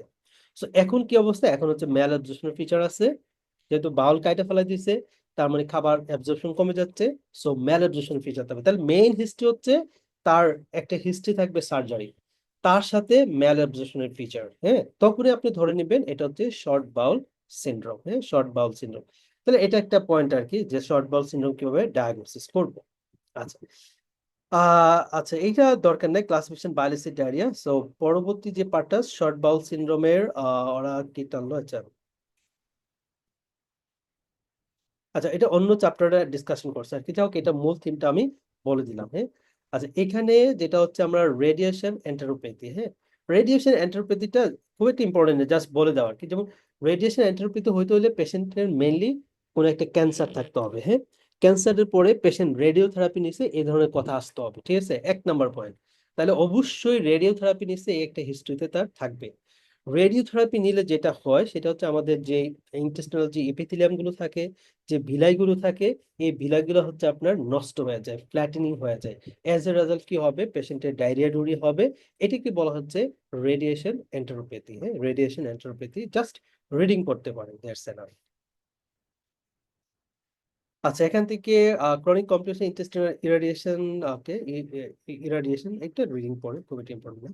আচ্ছা, এখানে যেটা হচ্ছে আইলিয়া যদি রিসেকশন করি তাহলে কি হতে পারে, যেটা আমরা বলছিলাম যে টার্মিনাল আইলিয়ামদের যে জিনিসগুলো অ্যাবজর্পশন হয়, সেই জিনিসগুলো অ্যাবজর্পশন রিলেটেড ম্যাল অ্যাবজর্পশন ডেভেলপ করবে আর কি। ভিটামিন বি 12 এর ম্যাল অ্যাবজর্পশন হবে, ঠিক আছে, এবং ভাইরাসের ডায়রিয়া হবে, যেটা বলছিলাম। এবং অক্সালেটের অ্যাবজর্পশন হচ্ছে বডিতে বেড়ে যায় relatively, as a result oxalate calculi form করতে পারে। হ্যাঁ, অক্সালেট ক্যালকুলাই তৈরি হতে পারে। সো এই কথাগুলোই এখানে এই ফিগার থেকে আমরা নিতে পারবো। আচ্ছা, বিটা লিপোপ্রোটিনিমিয়া জাস্ট হচ্ছে মাল্টিপল স্টেম রিলেটেড রিডিং পড়তে পারি। সো এটার ক্ষেত্রে যেটা হয় সেটা হচ্ছে আপনার আহ এই জায়গাটা, হ্যাঁ, অ্যাপোপ্রোটিন বি, এই জায়গাটা একটু খেয়াল রাখবেন। বিটা লিপোপ্রোটিনিমিয়াতে অ্যাপোপ্রোটিন বিটা হচ্ছে ডেফিসিয়েন্সি থাকে। হ্যাঁ, এর ফলে কি হয়, মানে failure two formation of chylomicron, ঠিক আছে, এটাই হচ্ছে আমাদের এখানে মেইন টিম। কাইলোমাইক্রন যদি ফরমেশন না হয়, তাহলে যে ফ্যাট সলিবল যে ভিটামিন গুলো আছে, এগুলো কিন্তু মেইনলি আমাদের অ্যাবজর্পশন হবে না। তাহলে ফ্যাট সলিবল ভিটামিনের কি হবে, মেইনলি ডেফিসিয়েন্সি দেখা দিবে। হ্যাঁ, ডেফিসিয়েন্সি দেখা দিবে। দেখেন ফ্যাট সলিবল ভিটামিন গুলো কি, এ ডি ই কে, এই ভিটামিন গুলোর আমাদের ডেফিসিয়েন্সি দেখা দিবে। আর এজ পার ইনভেস্টিগেশন হচ্ছে জেজুনাল বায়োপসিটা আমরা করতে পারি। Protein losing enteropathy. হ্যাঁ, প্রোটিন লজিং এন্টারোপ্যাথি, এন্টারোপ্যাথি তাক মানে হচ্ছে আমাদের মানে আমাদের ইন্টেস্টাইনে কোনো একটা প্রবলেম থাকবে। সেটা হতে পারে ইন্টেস্টাইনে ধরেন কোনো কারণে একটা আলসারেশন হলো, সে আলসারেশন থেকে সেখান থেকে ব্লাড যাচ্ছে, প্রোটিন লস হইতেছে, এবং একটা সময় পেশেন্টটা অনেকটা নেফ্রোটিক সিন্ড্রোমের মতো ফিচার নিয়ে আমাদের কাছে আসতে পারে। সো এটাই হচ্ছে প্রোটিন লজিং এন্টারোপ্যাথি। তাহলে মেইনলি হচ্ছে প্রোটিন লস হবে due to intestinal ulceration, most common cause, অথবা পেশেন্টের যদি ম্যাল অ্যাবজর্পশন থাকে তখনও কিন্তু আমাদের অ্যালবুমিন অ্যাবজর্পশন কমে যাবে, তখনও দেখা যাবে আলটিমেটলি প্রোটিন লজিং এন্টারোপ্যাথি হচ্ছে। তাহলে মেইনলি প্রোটিন লস হয়ে গেলে যে ফিচারগুলো থাকবে, লাইক হচ্ছে নেফ্রোটিক সিন্ড্রোমের মতো ফিচার অনেকটাই, তাই না? সেটা হচ্ছে পেরিফেরাল ইডিমা ডেভেলপ করতে পারে।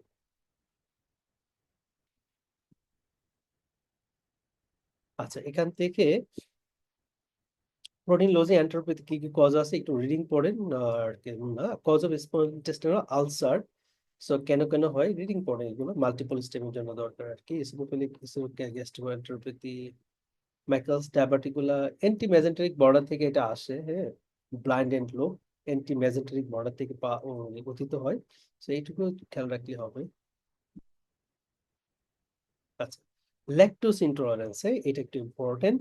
সো এটা ল্যাকটোজ ইন্টলারেন্স সাধারণত আমরা মানে হিউম্যানের ক্ষেত্রে ন্যাচারালি যেটা দেখা যায় বয়স বাড়ার সাথে সাথে অ্যারাউন্ড 90% পেশেন্টের ক্ষেত্রে ল্যাকটোজ লস হয়ে যায়, তাই না, ডেফিসিয়েন্সি থাকে।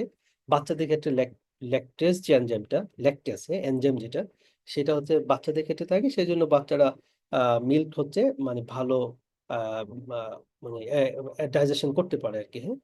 আর অ্যাডাল্ট পার্সনদের ক্ষেত্রে সাধারণত দেখা যায় যে তার যদি কোনো মিল্ক বা মিল্ক রিলেটেড কোনো ডেইরি প্রোডাক্ট কোনো কিছু খায়, খাওয়ার পরে যদি পেশেন্টের ব্লটিং, ফ্লাটাস, ডায়রিয়া শুরু হয়, তখনই আমি বলে দিব পেশেন্টের ল্যাকটোজ ইনটলারেন্স ডেভেলপ করছে। তাহলে একটা অ্যাডাল্ট পেশেন্ট মিল্ক বা মিল্ক জাতীয় কোনো প্রোডাক্ট খাওয়ার পরে যদি তার অ্যাবডোমিনাল ব্লটিং, ডায়রিয়া ডুরিয়া শুরু হয়, ফ্লাটাস স্টাটাস পাস করে, তখনই আপনি বলে দিবেন এটা হচ্ছে ল্যাকটেজ ডেফিসিয়েন্সি।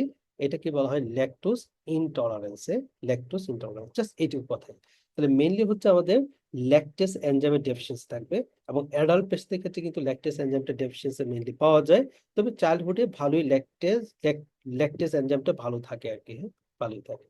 তাহলে ক্লিনিক্যাল ফিচার হচ্ছে ল্যাকটেজ ডেফিসিয়েন্সি পাবো আমরা, এবং এই ক্ষেত্রে ওই যে যেটা বললাম অ্যাবডোমিনাল ব্লটিং টোটিং থাকবে, ফ্লাটাস পাস করবে, ডিস্টেনশন থাকবে, এবং মিল্ক বা মিল্ক জাতীয় কোনো প্রোডাক্ট যদি খায়, তাহলে সেই সকল পেশেন্টের ক্ষেত্রে মেনলি এটা হতে পারে, হ্যাঁ, এটা হতে পারে। আচ্ছা, এরপর আসেন malignant tumour of the gut GI tract. So GI tract মোটামুটি যে ম্যালিগন্যান্ট টিউমার গুলো আছে সবগুলা এক এক কথা যদি বলি অটোসোমাল ডমিনেন্ট, ঠিক আছে, autosomal dominant. So cancer related question সরাসরি দিবে না, বাট কোন ক্যান্সারের ক্ষেত্রে কোন জিন মিউটেশন থাকে সেটা হচ্ছে আমার এখান থেকে মেইনলি লাগবে, হ্যাঁ। তাহলে পলিপোসিস ক্যান্সার মানে মানে পলিপোসিস কতগুলো পলিপ থাকতে পারে, নন পলিপোসিস ক্যান্সার থাকতে পারে, পলিপোসিস ক্যান্সার থাকতে পারে।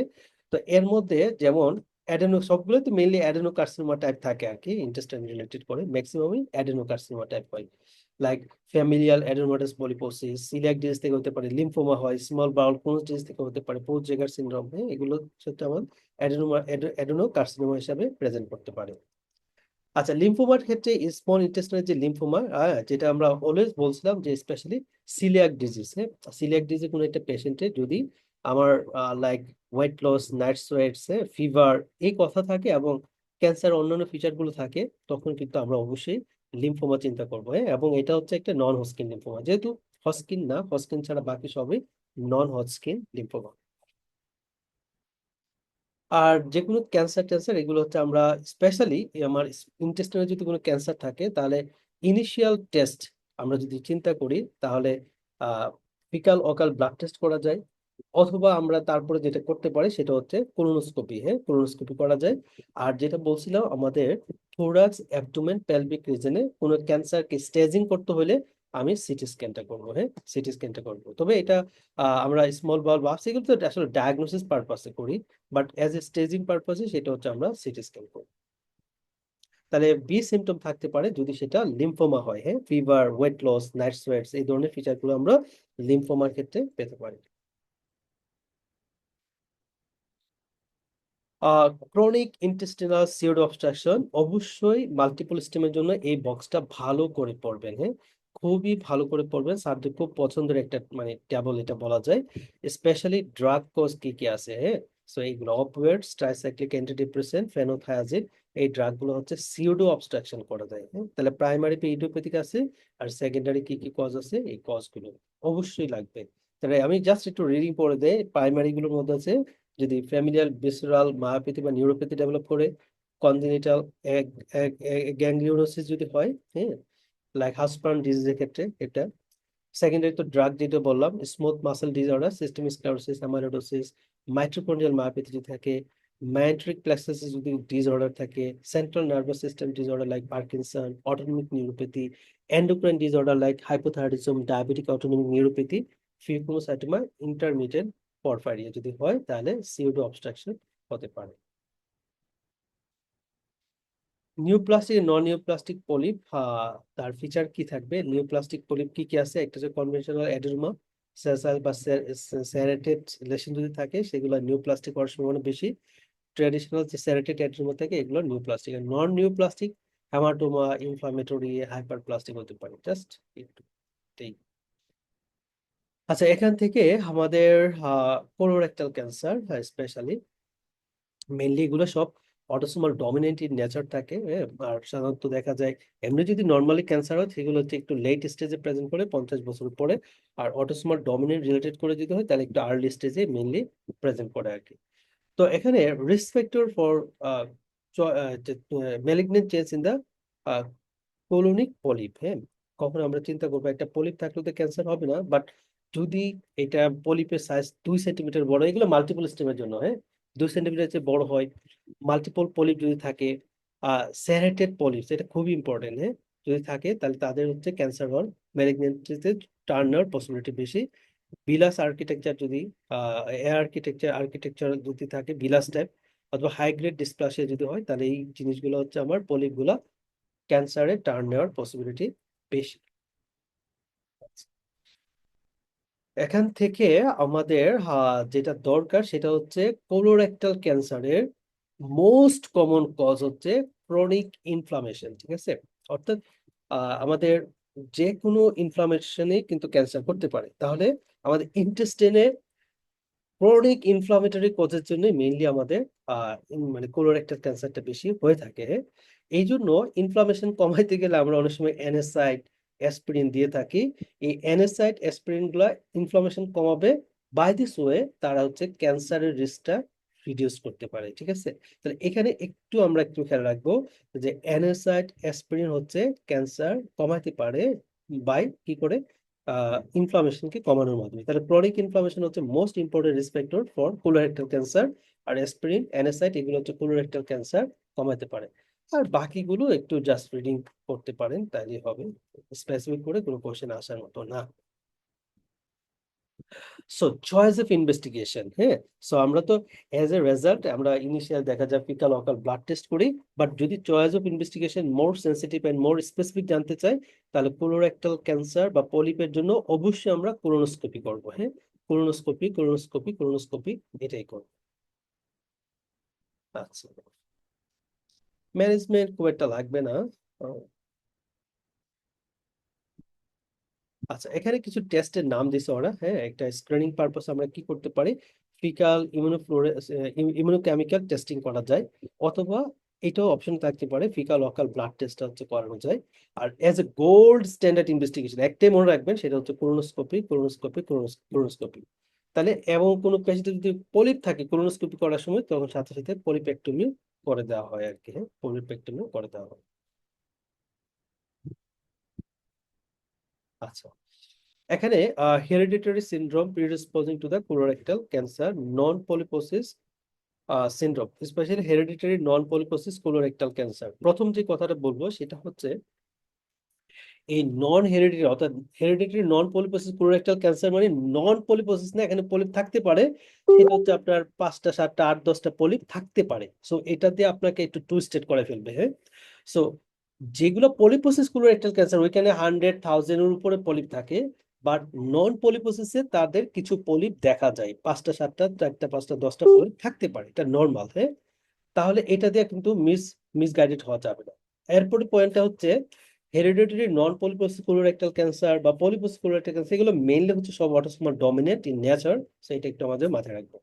তাহলে ফ্যামিলি হিস্ট্রি ইউজুয়ালি কি থাকবে, পজিটিভ থাকবে আর কি, যেহেতু এটা অটোসোমাল ডমিনেন্ট কন্ডিশন। হ্যাঁ, আর নন পলিপোসিস কোলোরেক্টাল ক্যান্সারের সাথে এন্ডোমেট্রিয়াল ক্যান্সার অ্যাসোসিয়েটেড থাকে। তাহলে খেয়াল রাখবেন, কোন একটা পেশেন্টের যদি ফিমেল পেশেন্ট হতে হবে কিন্তু, ফিমেল পেশেন্টের নন পলিপোসিস কোলোরেক্টাল ক্যান্সার হয়, তাহলে সেই পেশেন্টের এন্ডোমেট্রিয়াল ক্যান্সার হওয়ার পসিবিলিটি বেশি। অথবা তার ফ্যামিলিস্টে যদি নন পলিপোসিস কোলোরেক্টাল ক্যান্সার পসিবল থাকে, তাহলে এই পেশেন্টের যদি ফিমেল পেশেন্ট হয়, তাহলে এই পেশেন্টেরও এন্ডোমেট্রিয়াল ক্যান্সার হওয়ার পসিবিলিটি বেশি থাকবে। সো এটা হচ্ছে আমার ইম্পর্টেন্ট একটা পয়েন্ট আর কি। হ্যাঁ, আর সবগুলোর ক্ষেত্রে আমরা তো মেইনলি যেটা বলি অ্যাজ এ রেজাল্ট, মানে কোলোনোস্কোপি অ্যাজ এ ইনভেস্টিগেশন হিসেবে আমরা করে থাকি।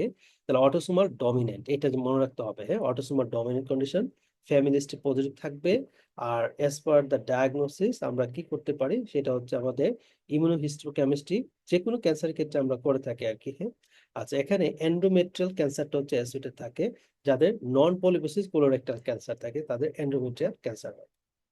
এবার হচ্ছেন polyposis syndrome, that means familial adenomatous polyposis. So এখানে মেইনলি পেশেন্টের যেটা থাকবে, এক নম্বর কথা হচ্ছে আপনার মোস্ট ইম্পর্টেন্ট আর কি এই জায়গায়, যে জিনের মিউটেশন হয় সেটা হচ্ছে এপিসি জিন। হ্যাঁ, তাহলে এপিসি জিনের মিউটেশন, অ্যাডেনোমাটাস পলিপোসিস জিনের মিউটেশনের ফলে ফ্যামিলিয়াল অ্যাডেনোমাটাস পলিপোসিস হয়। এবং এখানে পলিপ থাকবে, দেখেন এই যে ফিগারটা দেখেন, মানে অনেক পলিপ, মানে বলা সেটা থাউজেন্ডের মতো পলিপ থাকবে, তারও বেশি পলিপ থাকে, এরকম ছোট ছোট ছোট ছোট 100 থেকে 1000 বা তার চেয়ে বেশি কি থাকতে পারে, পলিপ থাকবে। হ্যাঁ, আর এজ এ ক্যান্সারের যে ফিচার গুলো আছে সেগুলো নিয়ে আসতে পারে, লাইক ওয়েট লস থাকবে, পেশেন্টের ব্লিডিং এর হিস্ট্রি থাকবে, ম্যালারিয়া থাকবে, আয়রন ডেফিসিয়েন্সি অ্যানিমিয়া থাকবে, অ্যানিমিয়া নিয়ে আসবে, ঠিক আছে, অ্যাবডোমিনাল পেইন টেন, এগুলো নিয়ে মেইনলি হচ্ছে আসতে পারে। হ্যাঁ, তাহলে এগুলো হচ্ছে ফিচারের মধ্যে থাকতে পারে। ওকে, তাহলে হান্ড্রেডস অফ পলিপস বা তার বেশি থাকবে অ্যাডিনোমাটাস পলিপোসের ক্ষেত্রে। আর এরা একটু আর্লি এইজে ডিজিজটা ম্যানিফেস্টেশন করে, সাধারণত 15 বছরের মধ্যে কিন্তু ডিজিজের ম্যানিফেস্টেশনটা ইউজুয়ালি হয়ে যায়। আচ্ছা, এখানে কিছু পয়েন্ট আছে যে modified Amsterdam criteria for hereditary non polyposis colorectal cancer, just reading পড়বেন, খুব একটা ইম্পর্টেন্ট না। 3 or more রিলেটিভস যদি কোলন ক্যান্সার দ্বারা এফেক্টেড হয় তাদের ক্ষেত্রে হতে পারে। Colorectal cancer is 2 or more generation, আর এট লিস্ট ওয়ান মর্ডার member affected under 50 years, familial adenomatous polyposis exclude করতে হবে, তারপরে আমরা বলতে পারবো আর কি। ফার্স্ট মোস্ট ইম্পর্টেন্ট বক্স হচ্ছে এটা। হ্যাঁ, extra intestinal features of familial adenomatous polyposis, multiple স্টেমের জন্য ইম্পর্টেন্ট এটা। তাহলে এক্সটেন্টেস্টিনাল ফিচারের মধ্যে মোর কমন এটা হয় আর কি, congenital hypertrophy of the retinal pigmented epithelium, এটা হচ্ছে মোস্ট কমন, দেখেন 70 থেকে 80% কেসে পাই। এপিডার্মোয়েড সিস্ট পাইতে পারি, বিনাইন অস্টিওমা পাইতে পারি, dental malformation, dermoid tumour or malignancy like brain, thyroid, liver, adrenal. তাহলে এগুলো হচ্ছে familial adenomatous polyposis extra intestinal feature. So most common হচ্ছে congenital hypertrophy of the retinal pigmented epithelium. এই বক্সটার মধ্যে যেটা ইম্পর্টেন্ট সেটা হচ্ছে কিছু আছে নন নিউ প্লাস্টিক, জাস্ট নামগুলো একটু জানবো, আর কিছু আছে নিউ প্লাস্টিক। হ্যাঁ, নিউ প্লাস্টিকের মধ্যে মোস্ট ইম্পর্টেন্ট এবং স্যারদের খুব পছন্দের ডিজিজ হচ্ছে পোস্ট জেগার সিনড্রোম। এগুলো সব অটোসোমাল ডমিনেন্ট, হ্যাঁ, ফ্যামিলিয়াল পোস্ট জেগার এগুলো অটোসোমাল ডমিনেন্ট। এবং এই পোস্ট জেগার সিনড্রোমের ক্ষেত্রে মোস্ট ইম্পর্টেন্ট পয়েন্ট হচ্ছে পেরি ওরাল পিগমেন্টেশন থাকবে। হ্যাঁ, পেরি ওরাল পিগমেন্টেশন থাকবে। ব্লিডিং বাউল টাউল ক্যান্সার, এগুলোতে ব্লিডিং সাধারণত সব ক্যান্সারের ক্ষেত্রে সাধারণত আমরা পেয়ে থাকি। তাহলে কোনো একটা পেশেন্টের ওয়েট লস, পাররেক্টাল ব্লিডিং হচ্ছে বা অল্টার স্টোল কালার আছে, হ্যাঁ, তার সাথে যদি পেরি ওরাল পিগমেন্টেশন বলে, আপনার ডায়াগনোসিস পোস্ট জেগার সিনড্রোম, খুবই ইম্পর্টেন্ট এটা। হ্যাঁ, আর এটার এই যে পলিপ গুলো থাকে, নিউপ্লাস্টিক যে রিজনটা থাকে, এই পলিপ গুলো মেইনলি হচ্ছে আমাদের স্মল ইন্টেস্টাইনে সবচেয়ে বেশি থাকে। হ্যাঁ, আর ফ্যামিলিয়াল এডিনোমাটাস পলিপোসিস যেটা, এটা তো আমরা একটু আগে দেখলাম 15 বছরের নিচে সাধারণত হয়, ফ্যামিলি হিস্ট্রি পজিটিভ থাকে যেহেতু অটোসোমাল ডমিনেন্ট। তার সাথে এক্সট্রা ইন্টেস্টিনাল ফিচার এই বক্সের মধ্যে যেগুলো পাইছে সেগুলো, এবং কোলোরেক্টাল ক্যান্সার মেনলি হচ্ছে এরা করে থাকে, কোলোরেক্টাল, যেহেতু কোলোনিক পলিপ হচ্ছে তার প্রিডমিনেন্ট ইনভলভমেন্ট। আর এখান থেকে যেটা লাগবে, কাউডেন সিনড্রোমটা আমাদের মেইনলি পরীক্ষা লাগে। এই শব্দটা আপনি কাউডেন সিনড্রোমে ডিফারেন্ট টাইপস অফ মানে ক্যান্সার থাকতে পারে, like breast cancer, thyroid cancer, congenital anomaly থাকতে পারে, oral oral and cutaneous haematoma. এই কথাটা হচ্ছে আপনার, মানে অন্যান্য ক্যান্সার ক্ষেত্রে থাইরয়েড, ব্রেস্ট এগুলো পাবেন, বাট যখনই আপনি ওরাল এন্ড কিউটিনিয়াস হেমাটোমাটাস মানে পলিপের কথা বলবে, এবং কোন একটা ফ্যামিলি হিস্ট্রি পজিটিভ ধরা দিবে যেহেতু অটোসোমাল ডমিনেন্ট, আর তাদের পলিপ গুলা মেইনলি যেই এরিয়াতে বেশি হয় সেটা হচ্ছে আমাদের স্পেশালি গ্যাস্ট্রিক পলিপটা হচ্ছে মেইনলি নিয়ে আমাদের কাছে প্রেজেন্ট করা হয়, তখন কিন্তু আমরা এটা কাউডেন্স ডিজিজ বলতে পারি। বাট মোস্ট ইম্পর্টেন্ট সুপার হচ্ছে এটা, হ্যাঁ, বিসিপিএস এর খুবই পছন্দের জায়গা। ওকে, সো এই যে পেরিওরাল পিগমেন্টেশন, এই যে ছবিটা আছে, হ্যাঁ, পেরিওরাল পিগমেন্টেশন কথাটা বললে আমরা পোলস-জেগার সিনড্রোমটা মাথায় নিব। এখানে পোলস-জেগার ডিজিজের ক্ষেত্রে মেনলি হচ্ছে মাল্টিপল হেমাটোমাটাস পলিপ থাকে, যেহেতু পলিপোসিস, আর হচ্ছে মেলানিন পিগমেন্টেশন থাকে লিভস এবং ওরাল রিজনে, হ্যাঁ, পেরিওরাল রিজনে। এরা হচ্ছে স্মল বাউলে পলিপ থাকে, মিউকোকিউটিনাস পিগমেন্টেশন হয়, আর ফ্যামিলিসটি সাজেস্ট অটোসোমাল ডমিনেন্ট ইনহেরিটেন্স। আমরা জেনেটিক টেস্ট করতে পারি। মোস্ট ইম্পর্টেন্টলি যেটা দেখা হয়, এটা কিন্তু এসবি এর জন্য মারাত্মক ইম্পর্টেন্ট, সেরিন থ্রিওনিন কাইনেস 11, এটা হচ্ছে মিউটেড থাকে, এসটিকে 11 মিউটেড থাকে, সো এসবি এর জন্য ইম্পর্টেন্ট। ডায়াবেটিকুলোসিস, ডায়াবেটিকুলাইটিস, তো যেটা আমরা প্রথম দিনে একটু বলছিলাম যে যদি কোনো একটা পেশেন্টের, হ্যাঁ, ডায়াবেটিকুলাইটিসের ক্ষেত্রে লেফট আইলিয়াক রিজনে পেইন থাকে, এবং তার সাথে যদি জ্বর ফিভার টিভার এগুলো থাকে, ঠিক আছে, ফিভার টিভার থাকে, আর ব্লাডি ডায়রিয়া থাকতে পারে, হ্যাঁ, এবং লেফট আইলিয়াক ফোসা পেইন, সো আপনি চিন্তা করবেন এটা অবশ্যই ডায়াবেটিকুলাইটিসের পেশেন্ট, হ্যাঁ, ডায়াবেটিকুলাইটিস পেশেন্ট। লাইক পেশেন্টের এছাড়া কমপ্লিকেশন ডায়াবেটিকুলাইটিস কিছু হতে পারে, লাইক হচ্ছে পিরিয়ডিক প্যারাকোলিক অ্যাবসেস, ব্লিডিং, পারফোরেশন, এগুলো হচ্ছে কমনলি দেখা যায়। আচ্ছা, এগুলো ডায়াবেটিকুলারিসের ফিচার, সো আমরা এজ ইনভেস্টিগেশন আমরা কোলোনোস্কোপি করতে পারি আর কি, হ্যাঁ, কোলোনোস্কোপি জাস্ট এইটুকু, আর এইটুকুলা রিডিং পড়তে পারেন, দ্যাটস এনাফ। আচ্ছা, আমি একটু আসতেছি, হ্যাঁ।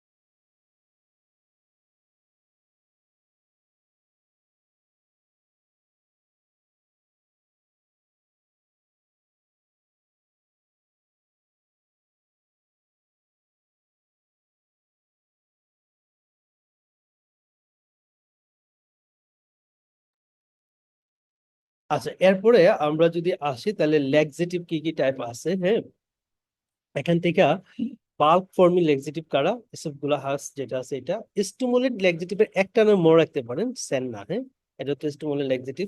আর অসমোটিক ল্যাক্সেটিভ হচ্ছে ল্যাকটোলোজ, আর বাকিগুলো একটু রিডিং এর মতো রাখতে পারেন।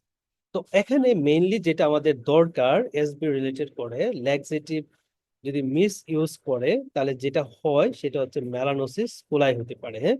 তো এদের প্রেজেন্টেশনটা বা সিনারিটা কি থাকবে, তাহলে এরকম থাকবে যে একটা পেশেন্ট, সে হচ্ছে আহ কোন একটা ওয়েট কমানোর জন্য কোনো ল্যাক্সেটিভ টাইপ কিছু সে খাচ্ছে আর কি, হ্যাঁ। তো খাওয়ার পরে একটা সময় দেখা যাবে তার ওজনও কমছে, বাট তার প্রেজেন্টেশনে সে হচ্ছে অ্যাকিউট ওয়াটারি ডায়রিয়া নিয়ে আমাদের কাছে প্রেজেন্ট করছে, এবং পেশেন্টের ম্যাল অ্যাবজর্পশনের ফিচারও ডেভেলপ করতে পারে, হ্যাঁ, ম্যাল অ্যাবজর্পশনের ফিচার ডেভেলপ করতে পারে। আপনি একটা কোলোনোস্কোপি করেন যদি, তাহলে যেটা পাবেন তার যে কোলনের যে মিউকোসাটা, এটা হচ্ছে ব্রাউনিশ কালার হয়ে যাবে, হ্যাঁ, যেটা দেখতে অনেকটা মানে জিরাফের চামড়া অথবা টাইগারের যে চামড়া আছে, হ্যাঁ, রয়্যাল বেঙ্গল টাইগার, এরকম স্কিন বা টাইগারের যে চামড়া আছে চামড়ার কালারের মতো হয়ে যাবে।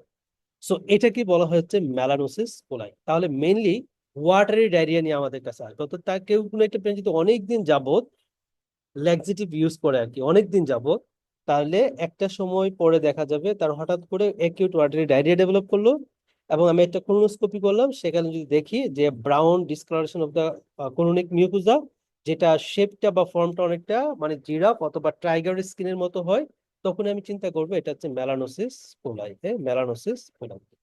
সো জাস্ট এইটুকু আমার এজ এ স্ক্রিনিং পারপাসে কেউ যদি ল্যাক্সেটিভ মিস অ্যাবিউজ করে আর কি, এটা কিন্তু খুবই ইম্পর্টেন্ট ইনভেস্টিগেশনটা, হ্যাঁ। তাহলে সেই ক্ষেত্রে হচ্ছে আমরা ইউরিনারি ল্যাক্সেটিভ আছে কিনা সেটা হচ্ছে আমরা দেখবো, এটা হচ্ছে আমাদের screening test for laxative abuse পেশেন্টের ক্ষেত্রে।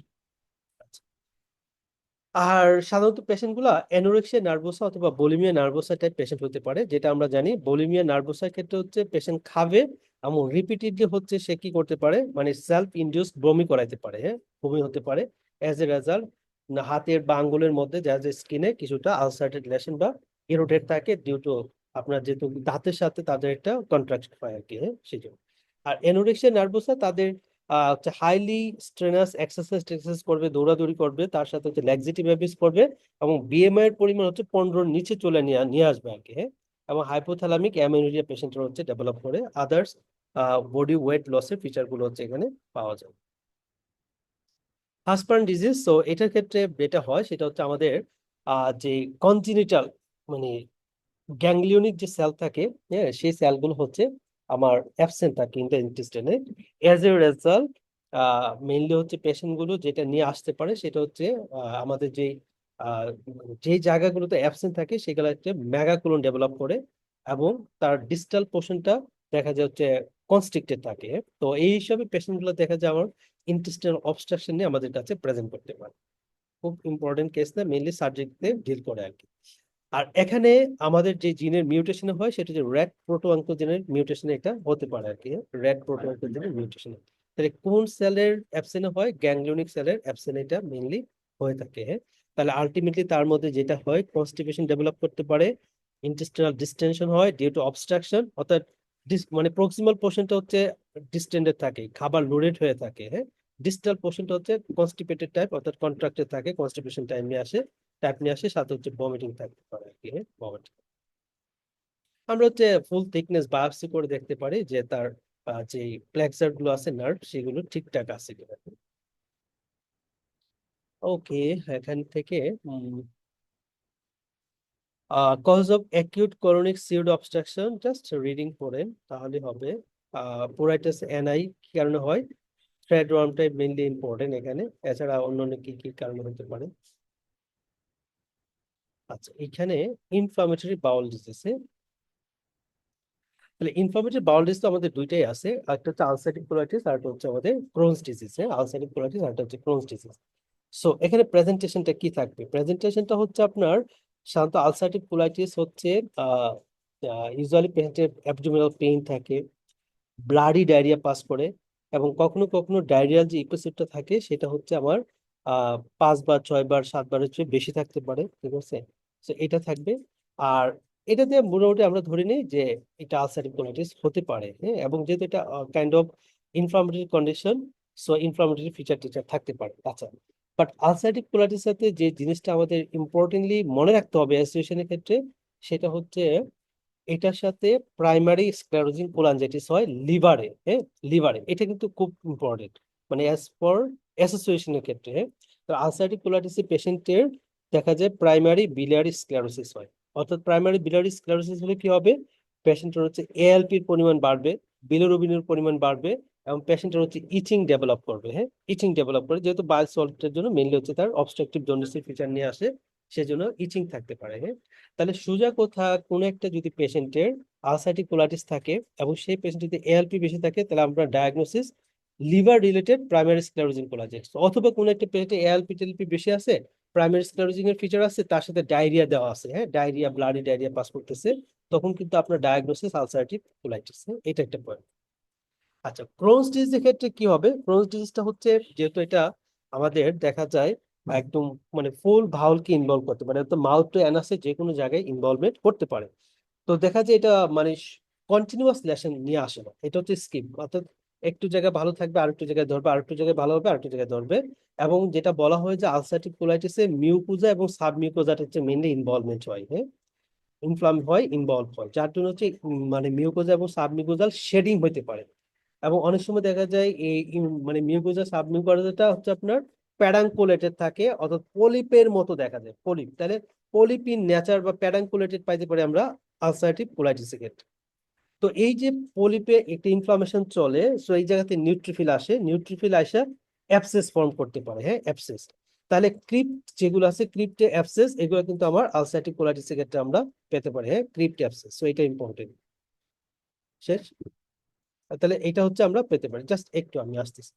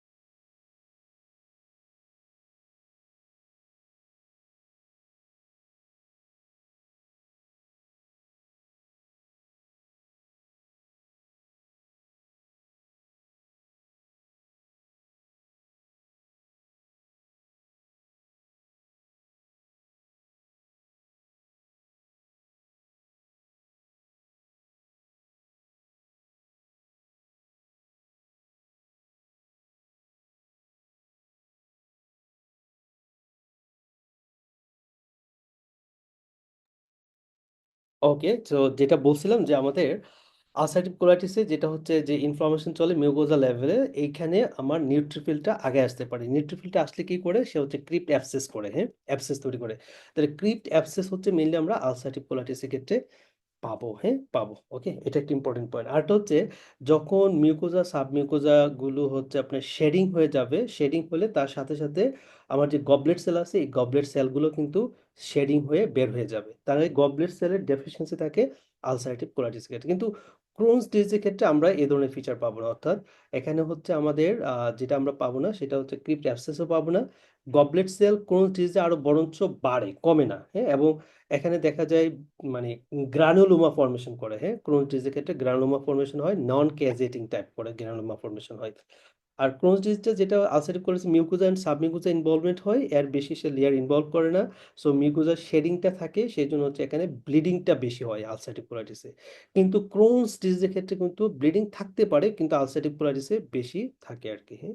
আচ্ছা, এখানে আলসারেটিভ কোলাইটিসের ক্ষেত্রে আমার স্মোকিং করলে পেশেন্টটা ভালোর দিকে যায়, হ্যাঁ। আর ক্রোনস ডিজিজ স্মোকিং করলে ক্রোনস ডিজিজ হওয়ার পসিবিলিটি বেশি, হ্যাঁ। তাহলে এই জন্য আলসারেটিভ কোলাইটিসে স্মোকিং করাটা একটু ইমপ্রুভিং ফ্যাক্টর। আর ক্রোনস ডিজিজের ক্ষেত্রে এখান থেকে মানে স্মোকিংটা একটা রিস্ক ফ্যাক্টর। আর হচ্ছে দুইটা থেকে আমাদের মানে ক্যান্সার হতে পারে, স্পেশালি আলসারেটিভ কোলাইটিস থেকে পেশেন্টের ক্যান্সার অর্থাৎ কোলোরেক্টাল ক্যান্সার হওয়ার পসিবিলিটি বেশি থাকে, হ্যাঁ, আলসারেটিভ কোলাইটিস থেকে কোলোরেক্টাল ক্যান্সার। আচ্ছা, এটা গেল। আর এখানে স্পেশালি সিভিয়ারিটি মার্কারটা একটু লাগবে, লাইক অনেকগুলো পয়েন্ট আছে সিভিয়ারিটির, বাট আমরা যেটা মনে রাখবো সেটা হচ্ছে স্টোল পাস, হ্যাঁ। যদি কোনো একটা পেশেন্টের স্টোল পাস ধরেন 6 বারের বেশি হয়, তাহলে এটা সিভিয়ার আলসারেটিভ কোলাইটিস ধরতে হবে, acute form of severe ulcerative colitis. অথবা আমি যদি একটা এক্স রে করি, এক্স রে করে দেখি আমাদের ট্রান্সভার্স যে কোলনটা আছে সেই কোলনটা 6 সেন্টিমিটারের চেয়ে বেশি ডায়ামিটার হয়েছে, মানে মানে ট্রান্সভার্সলি, তখন কিন্তু আমরা বলতে পারি এটা সিভিয়ার আলসারেটিভ কোলাইটিসের পেশেন্ট। এছাড়া যদি পেশেন্টের হেমোডাইনামিক্যালি আনস্টেবল হয়ে যায়, সেক্ষেত্রে আমরা সিভিয়ার আলসারেটিভ কোলাইটিস বলতে পারি পেশেন্টের। সাথে ডায়রিয়া ডুরিয়া এগুলো তো থাকবেই, হ্যাঁ। আচ্ছা, সো ট্রিটমেন্ট পারপাসে আমরা টার্গেট যেটা করা হয় সেটা হচ্ছে আলসারেটিভ কোলাইটিসের অ্যাকিউট কন্ডিশন যেটা আছে এটা সাবসাইড করতে হলে আমরা যেটা দিতে পারি সেটা হচ্ছে 5 আলফা অ্যামাইনোস্যালিসাইলেট তথা মেসালাজিন অথবা স্টেরয়েড দিয়ে আমরা তাকে অ্যাকিউট কন্ডিশনটাকে ট্রিট করতে পারি। আর ক্রনিক কন্ডিশনটাকে অর্থাৎ প্রোফাইল্যাক্সিস দেওয়ার জন্য মেনটেনেন্স অফ দ্য রিমিশনকে মেনটেন করতে হলে আমরা যেটা দেই অ্যাজ এ প্রোফাইলেক্টিক আলসারেটিভ কোলাইটিসে সেটা হচ্ছে মেসালাজিন। আর ক্রোনস ডিজিজ ট্রিটমেন্ট হিসাবে মেনটেনেন্স অফ দ্য রিমিশনে আমরা অ্যাজাথিওপ্রিন দেই, স্টেরয়েড দেই, হ্যাঁ। তবে যেটা করা যায় সেটা হচ্ছে maintenance of the Crohn's disease বা remission of the Crohn's disease অথবা prophylaxis of the Crohn's disease আমরা অ্যাজাথিওপ্রিনটা হচ্ছে মিলিয়ে দিই। তার মানে মেন ট্রিটমেন্টটা আমার মনে রাখতে হবে পার্ট 1-এর জন্য অ্যাটলিস্ট দুইটা ড্রাগ, আলসারেটিভ কোলাইটিসে মেসালাজিন, জাস্ট একটা কথাই, হ্যাঁ, প্রোফাইলেক্টিক হিসাবে মেনটেনেন্স অফ দ্য রিমিশনে মেসালাজিনটা ড্রাগ অফ চয়েস। আর ক্রোনস ডিজিজের ক্ষেত্রে অ্যাজাথিওপ্রিনটা হচ্ছে আমাদের ড্রাগ অফ চয়েসে অ্যাজাথিওপ্রিন। তো এখানে যেটা লাগবে সেটা হচ্ছে অ্যাজ এ ফার্মাকোলজি সাইড থেকে কোশ্চেন যদি আসে, সেটা হচ্ছে একটা পেশেন্টের অ্যাজাথিওপ্রিন দেওয়ার আগে থায়োপিউরিন মিথাইল ট্রান্সফারেজ এনজাইমটা আছে কিনা বডিতে, এটা হচ্ছে দেখে নিতে হবে, হ্যাঁ। তাহলে কোনো একটা পেশেন্টকে যদি আমরা ইমোরান যেটা আর কি না আমরা দিই, তাহলে এটা দেওয়ার আগে তথা অ্যাজাথিওপ্রিন দেওয়ার আগে পেশেন্টের থায়োপিউরিন মিথাইল ট্রান্সফারেজ এনজাইমটা বডিতে আছে কিনা এটা দেখে নিতে হবে, হ্যাঁ, দেখে নিতে হবে। তাহলে এগুলো হচ্ছে আমার খুব কমন ফিচার আর কি। আর আলসারেটিভ কোলাইটিসটা শুধুমাত্র কোলোরেক্টাল অর্থাৎ কোলনটাতে আর রেকটাম, কোলন এবং রেকটাম এই জায়গাটি মেইনলি ইনভলভ করে। আর ক্রোনস ডিজিজ যেটা আমরা বলছি যে জিআই ট্র্যাক্টের যে কোনো জায়গায় হতে পারে এবং ফুল থিকনেস জিআই যে ওয়াল থাকে সেটাকে ইনভলভ করতে পারে। সো এখানে একটা পার্থক্য দেওয়া আছে, যে কথাগুলো বলছি মোটামুটি অলমোস্ট সবগুলাই প্রায় চলে আসছে। তাহলে এজ গ্রুপ এনি এনি যে কোনো এজে, gender male female equally affected ulcerative কোলাইটিসে, এখানে ফিমেলটা প্রিডমিনেন্ট থাকে, ইনসিডেন্স ওকে। আর জেনেটিক কি থাকে মানে এটা খুব একটা ইম্পর্টেন্ট না। আর রিস্ক ফ্যাক্টর হচ্ছে যদি এক্স স্মোকার হয়, হুম, নন স্মোকার তাদের ক্ষেত্রে বেশি হতে পারে আর কি, তাহলে স্মোকিংটা হচ্ছে এখানে আবার একটু হেল্পফুল। আর এখানে মোর কমন হচ্ছে যারা স্মোকিং করে কোন স্টেজ হচ্ছে তাদের ক্ষেত্রে কমনলি হয়। আর এরিয়াটা কোথায় সেটা হচ্ছে অনলি কোলনটাকে মেইনলি ইনভলভ করে। আর এটা আমার একদম ওরাল মানে ক্যাভিটি থেকে একদম ডিস্টাল যে কোনো সাইডে হতে পারে। তবে ক্রোনস ডিজিজের ক্ষেত্রে আপনার যেটা হয় পেরি অ্যানাল রিজনে ফিস্টুলা, অ্যাবসেস এগুলো হতে পারে, হ্যাঁ? তাহলে ক্রোনস ডিজিজের আপনার যদি একটা পেরিয়ানাল রিজনে কোনো একটা পেশেন্ট থাকে, ক্রোনস ডিজিজের পেশেন্ট পেরিয়ানাল রিজনে অ্যাবসেস আছে অথবা ফিস্টুলা আছে, আপনার কিন্তু ইনভেস্টিগেশন অফ চয়েস হিসাবে করতে হবে এমআরআই, ওকে? আর as a whole perianal abscess, perianal fistula আপনাকে ট্রিটমেন্ট হিসাবে মেট্রোনিডাজোলটা তাকে দিতে হবে আর কি, হ্যাঁ? মেট্রোনিডাজোল। আচ্ছা, এক্সটেন্টেশনাল ম্যানিফেস্টেশন এটা তো কমন, এটা তো কমন দুইটা থাকতে পারে। প্রেজেন্টেশন ব্লাডি ডায়রিয়া, হ্যাঁ? যেহেতু মিউকোজাল শেডিংটা হয় mucosa and muscularis mucosa, so mainly হচ্ছে সাবমিউকোজা, সে মেইনলি হচ্ছে একটা ব্লাডি ডায়রিয়া থাকে। তো এখানে ডায়রিয়া ডুইরিয়া থাকে, তবে ব্লাডের পরিমাণটা কম, হ্যাঁ? পেইন, ডায়রিয়া, ওয়েট লস এটা হয়। ইনফ্লামেশন লিমিটেড দ্য মিউকোজা, হ্যাঁ? ক্রিপ ডিস্টরশন হয়ে যায়, ক্রিপ্টাইটিস হয়, হ্যাঁ? ক্রিপ্ট অ্যাবসেস হয়, এটা খুব important. Loss of goblet cell মারাত্মক ইম্পর্টেন্ট। আর ক্রোনস ডিজিজের ক্ষেত্রে পুরা ফুল ওয়াল থিকনেসকে ইনভলভ করতে পারে, এই জন্য ফিশারিং টিশারিং হয়, ফিস্টুলা হয়, খুব ইম্পর্টেন্ট, হ্যাঁ? পেরিয়ানাল অ্যাবসেস হয়। আর এটা হচ্ছে গ্রানুলোমা ফর্মেশন করে, হ্যাঁ? গ্রানুলোমা। ট্রিটমেন্টের ক্ষেত্রে মেইনলি আলসারেটিভ কোলাইটিসে 5-অ্যামাইনোস্যালিসাইলেট তথা মেসালাজিনটা হচ্ছে আমাদের ড্রাগ অফ চয়েস। আর অ্যাকিউট কন্ডিশনটাকে সাবসাইড করতে হলে, অ্যাকিউট কন্ডিশন, তাহলে অ্যামাইনোস্যালিসাইলেট, গ্লুকোকর্টিকয়েড এগুলো হচ্ছে দেওয়া যায় জাতীয় প্রিন্ট acute condition. But chronic prophylactic হিসাবে কিন্তু আমরা মেসালাজিনটাকে দিব। আর ক্রোনস ডিজিজের আমাদের অ্যাকিউট কন্ডিশন সাবসাইড করতে হলে গ্লুকোকর্টিকয়েড, অ্যাজাথিওপিন এগুলো হচ্ছে দিতে পারি। বাট ক্রনিক কন্ডিশনকে মেনটেনেন্স করতে হলে আমার ড্রাগ হচ্ছে অ্যাজাথিওপ্রিন। তবে মেসালাজিন, অ্যাজাথিওপ্রিন, গ্লুকোকর্টিকয়েড এরা সবাই কিন্তু প্যানক্রিয়াটাইটিস করে। তাহলে কোনো একটা আলসারেটিভ কোলাইটিসের পেশেন্ট, ক্রোনস ডিজিজের পেশেন্টকে আপনি অ্যাজাথিওপ্রিন, মেসালাজিন দিলে যদি আপনার এপিগ্যাস্ট্রিক রিজনে পেইন থাকে রেডি টু বেক, তো আপনার ডায়াগনোস করতে হবে এটা প্যানক্রিয়াটাইটিস ডিউ টু মেসালাজিন অথবা অ্যাজাথিওপ্রিন। ওকে, সো এখানে জাস্ট এটা একটু রিডিং করতে পারেন যে genetic factor associated with the development of inflammatory bowel disease, একটু রিডিং পড়েন তাহলে হবে। আচ্ছা, আলসারেটিভ কোলাইটিস তাহলে মেইনলি হচ্ছে কোলনটাকে ইনভলভ করে, যেটা আমরা পড়ছিলাম rectal bleeding, mucosa, bloody diarrhoea, left sided and extensive colitis থাকতে পারে, অ্যানোরেক্সিয়া টেনোরেক্সিয়া, ম্যালাস্টালাস হবে, colon disease, abdominal pain, diarrhoea, weight loss এগুলো থাকতে পারে, হ্যাঁ? তারপর ক্রোন ডিজিজ যেহেতু টার্মিনাল আইলেমকে ইনভলভ করে, সো ভিটামিন বি12 ডেফিসিয়েন্সি, ক্লসাইটিস টলসিটিস থাকবে, বাইল অ্যাসিড ম্যালঅ্যাবসর্পশন হবে, বাইল অ্যাসিড ডায়রিয়া থাকতে পারে, ওকে? আচ্ছা, সিভিয়ারিটি, হ্যাঁ? জাস্ট হচ্ছে সবগুলো মনে রাখার দরকার নেই, জাস্ট কতবার দিনে কতবার তার মানে স্টুল পাস করে, যদি মোর দেন 6 টাইম হয় তাহলে এটা সিভিয়ার ইন্ডিকেট করে, হ্যাঁ? আরটা হচ্ছে আপনার আহ, যদি আপনার এইটা অ্যাবডোমিনাল এক্সরেতে আমরা যদি দেখি যে থাম প্রিন্টিং মিউকোজা অর্থাৎ মিউকোজাল ইডিমা, অথবা যদি ম্যাগা কোলন ডেভেলপ করে, কোলনের সাইজ, সেই সাইজটা যদি আমার 6 সেন্টিমিটার বেশি ডায়ালেটেড হয় ডায়ামিটারটা, তখন কিন্তু আমরা ম্যাগা কোলন বলি। এটাও ইন্ডিকেট করে পেশেন্ট হচ্ছে সিভিয়ার আলসারেটিভ কোলাইটিসের পেশেন্ট। তাহলে সিভিয়ারিটি দুইটা মার্কারই স্যারদের খুবই প্রিয়। আচ্ছা, এখানে যদি পেশেন্টটা acute form of ulcerative colitis হয়, তাহলে অ্যাজ এ ইনভেস্টিগেশন আমরা যেটা যদি করি আর কি সিগমোডোস্কোপি, তাহলে হচ্ছে ফ্লেক্সিবল সিগমোডোস্কোপিটা করতে হবে, হ্যাঁ? ফ্লেক্সিবল সিগমোডোস্কোপি। কমপ্লিকেশন হ্যামোরেজ থাকতে পারে, লাইফ থ্রেটেনিং কোলনিক ইনফ্লামেশন হতে পারে, ক্রোনস ডিজিজের ক্ষেত্রে ফিস্টুলা হতে পারে, ফিস্টুলাতে আমরা একটা এমআরআই করতে পারি, আলসারেটিভ কোলাইটিসের ক্ষেত্রে ক্যান্সার হতে পারে, হ্যাঁ? কোলোরেক্টাল ক্যান্সার, এইগুলো আর কি। আচ্ছা, এই জায়গাটা ইম্পর্টেন্ট, সেটা হচ্ছে একটা পেশেন্ট ডায়রিয়া ডুরিয়া যদি নিয়ে আসে, হ্যাঁ? তাহলে প্রথমে তো আমরা একটু চিন্তা করি যে এটা ইনফ্লামেটরি বাউল ডিজিজ অথবা ইরিটেবল বাউল সিনড্রোম হতে পারে, হ্যাঁ? তো ইনফ্লামেটরি বাউল ডিজিজ থেকে ইরিটেবল বাউল সিনড্রোমকে আলাদা করতে হবে প্রথমে, তাহলে স্পেশালি ইনিশিয়ালি আমরা ফিকাল ক্যালপ্রোটেক্টিনটা দেখবো, হ্যাঁ? তাহলে ফিকাল ক্যালপ্রোটেক্টিনটা হচ্ছে আপনার ইয়ের ক্ষেত্রে আলসারেটিভ কোলাইটিসের, সরি, ইরিটেবল বাউল সিনড্রোমের ক্ষেত্রে আপনার নর্মাল থাকে আর কি। আর ইনফ্লামেটরি বাউল ডিজিজের ক্ষেত্রে ফিকাল ক্যালপ্রোটেক্টিনটা হচ্ছে বেড়ে যায়, হ্যাঁ? ফিকাল ক্যালপ্রোটেক্টিনটা হচ্ছে বেড়ে যায় ইনফ্লামেটরি বাউল ডিজিজে। আর ইরিটেবল বাউল সিনড্রোমে এটা নর্মাল থাকে আর কি, হ্যাঁ? আচ্ছা, আর হচ্ছে কি আমি যেটা বলছিলাম যে যদি acute form of ulcerative colitis হয়, তাহলে আমরা এটা ফ্লেক্সিবল সিগমোডোস্কোপি করতে পারি, হ্যাঁ? নাহলে অ্যাজ এ ভিজিট করলে পারফোরেশন হওয়ার পসিবিলিটি বেশি থাকে।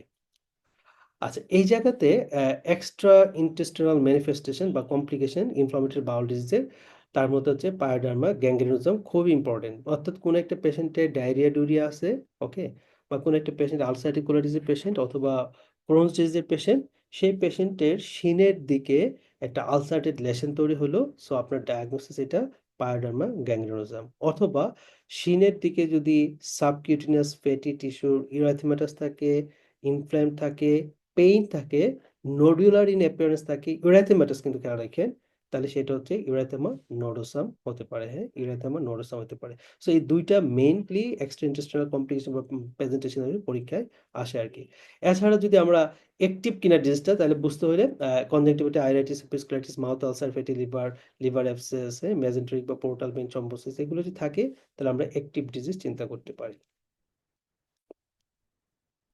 এখানে কিছু ড্রাগ দেওয়া আছে। হ্যাঁ, সো ড্রাগের ক্ষেত্রে আমি একদম কমনলি যেটা বলি, সো মেইনলি হচ্ছে অ্যামাইনো স্যালিসাইলিক করা মেসালাজিন, হ্যাঁ, এগুলা sulphasalazine, olsalazine. So mainly induce remission মানে হচ্ছে অ্যাকিউট কন্ডিশনকে ট্রিট করতে হলে আমরা মেসালাজিন দিতে পারি, ইনডিউস রিমিশন। আর মেনটেনেন্স অফ দ্য রিমিশন, হ্যাঁ, মেনটেনেন্স অফ দ্য রিমিশন মানে এটা হচ্ছে পেশেন্টকে প্রোফাইল্যাক্সিস হিসাবে আমরা মেসালাজিন দিতে পারি। সোজা কথা আলসারেটিভ কোলাইটিসে প্রোফাইল্যাক্সিস হিসাবে মেসালাজিন দিব। আর ক্রোনস ডিজিজের মেনটেনেন্স অফ দ্য রিমিশন তথা প্রোফাইল্যাক্সিস হিসেবে অ্যাজাথিওপিন দিব। জাস্ট এইটুকুই। হ্যাঁ, আর এই যে অ্যাজাথিওপিন, হ্যাঁ, এটা তো মেনটেনেন্স অফ দ্য থেরাপি হিসেবে আমরা দিতে পারি। আচ্ছা, এখান থেকে এগুলো হচ্ছে ফার্মাকোলজি কোশ্চেন আর কি। সাইক্লোস্পোরিন এটা কোন গ্রুপের ড্রাগ বা কাকে ইনহিবিট করে? ক্যালসিনিউরিন ইনহিবিটর হিসেবে কাজ করে সাইক্লোস্পোরিন। হ্যাঁ, সাইক্লোস্পোরিন কিছু সাইড ইফেক্ট আছে, লাইক পেশেন্টের ট্রেমর হয়, ব্লাড প্রেশার বেড়ে যায়, ডায়াবেটিস ডেভেলপ করায়, গাম হাইপারপ্লাসিয়া করায়, হেয়ার গ্রোথ হচ্ছে বাড়ায় দেয়। এগুলো একদম কমন ফিচার আর কি সাইক্লোস্পোরিন টক্সিসিটি বা সাইক্লোস্পোরিনের আপনার সাইড ইফেক্ট। আচ্ছা, যদি হ্যাঁ, যেটা বলছিলাম, যদি পেরিয়ানাল অ্যাবসেস ফর্মেশন হয় আলসারেটিভ কোলাইটিস পেশেন্টে তাহলে আমরা একটা এমআরআই করব। হ্যাঁ, এমআরআই করব, এটা ইম্পর্টেন্ট। আর সিভিয়ার কন্ডিশনে আলসারেটিভ কোলাইটিসের সিভিয়ার কন্ডিশন যদি হয়, সো সেই ক্ষেত্রে আমরা এক্সরে যদি করি, যদি এক্সরেতে থাম প্রিন্টিং দেখি তাহলে এটা ইন্ডিকেট করে মিউকোজাল এডিমা, এটা পারফোরেশন হওয়ার পসিবিলিটি বেশি, তাহলে এই ক্ষেত্রে আমরা বলতে পারি এটা হচ্ছে সিভিয়ার আলসারেটিভ কোলাইটিসের পেশেন্ট। অ্যাজাথিওপ্রিন দেওয়ার আগে যে জিনিসটা দেখে নিতে হবে, থায়োপিরিন মিথাইল ট্রান্সফারেজ এই এনজাইমটা ভালো আছে কিনা দেখতে হবে। মেথোট্রেক্সের ডাইহাইড্রোফোলেট রিডাকটেস ইনহিবিটর, যেটা আমরা বলছিলাম আগেও রিমাটোলজি পড়ার সময়, যে এবং এইটা মেথোট্রেক্সেটটা হচ্ছে একদিকে নিমোনাইটিস, মেথোট্রেক্সেট ইনডিউস নিমোনাইটিস করতে পারে, মেথোট্রেক্সেট মাইলোসাপ্রেশন করতে পারে, মেথোট্রেক্সেট লিভার সিরোসিসও করতে পারে, হ্যাঁ, হেপাটোটক্সিক, এবং মেথোট্রেক্সেট পালমোনারি ফাইব্রোসিসও করে থাকে।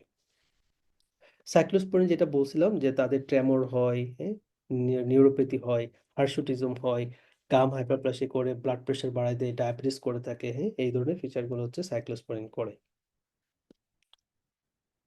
TNF, anti TNF alpha blocker যারা যারা আছে, টিএনএফ ব্লকার, সো নামগুলো, হ্যাঁ, ইনফ্লেক্সিম্যাব, অ্যাডালিমোম্যাব, গলিমোম্যাব, আর্গাস, সেরোটোলিজুম্যাব, এগুলো হচ্ছে আমার অ্যান্টি টিএনএফ অ্যান্টি ব্লকার হিসেবে কাজ করে।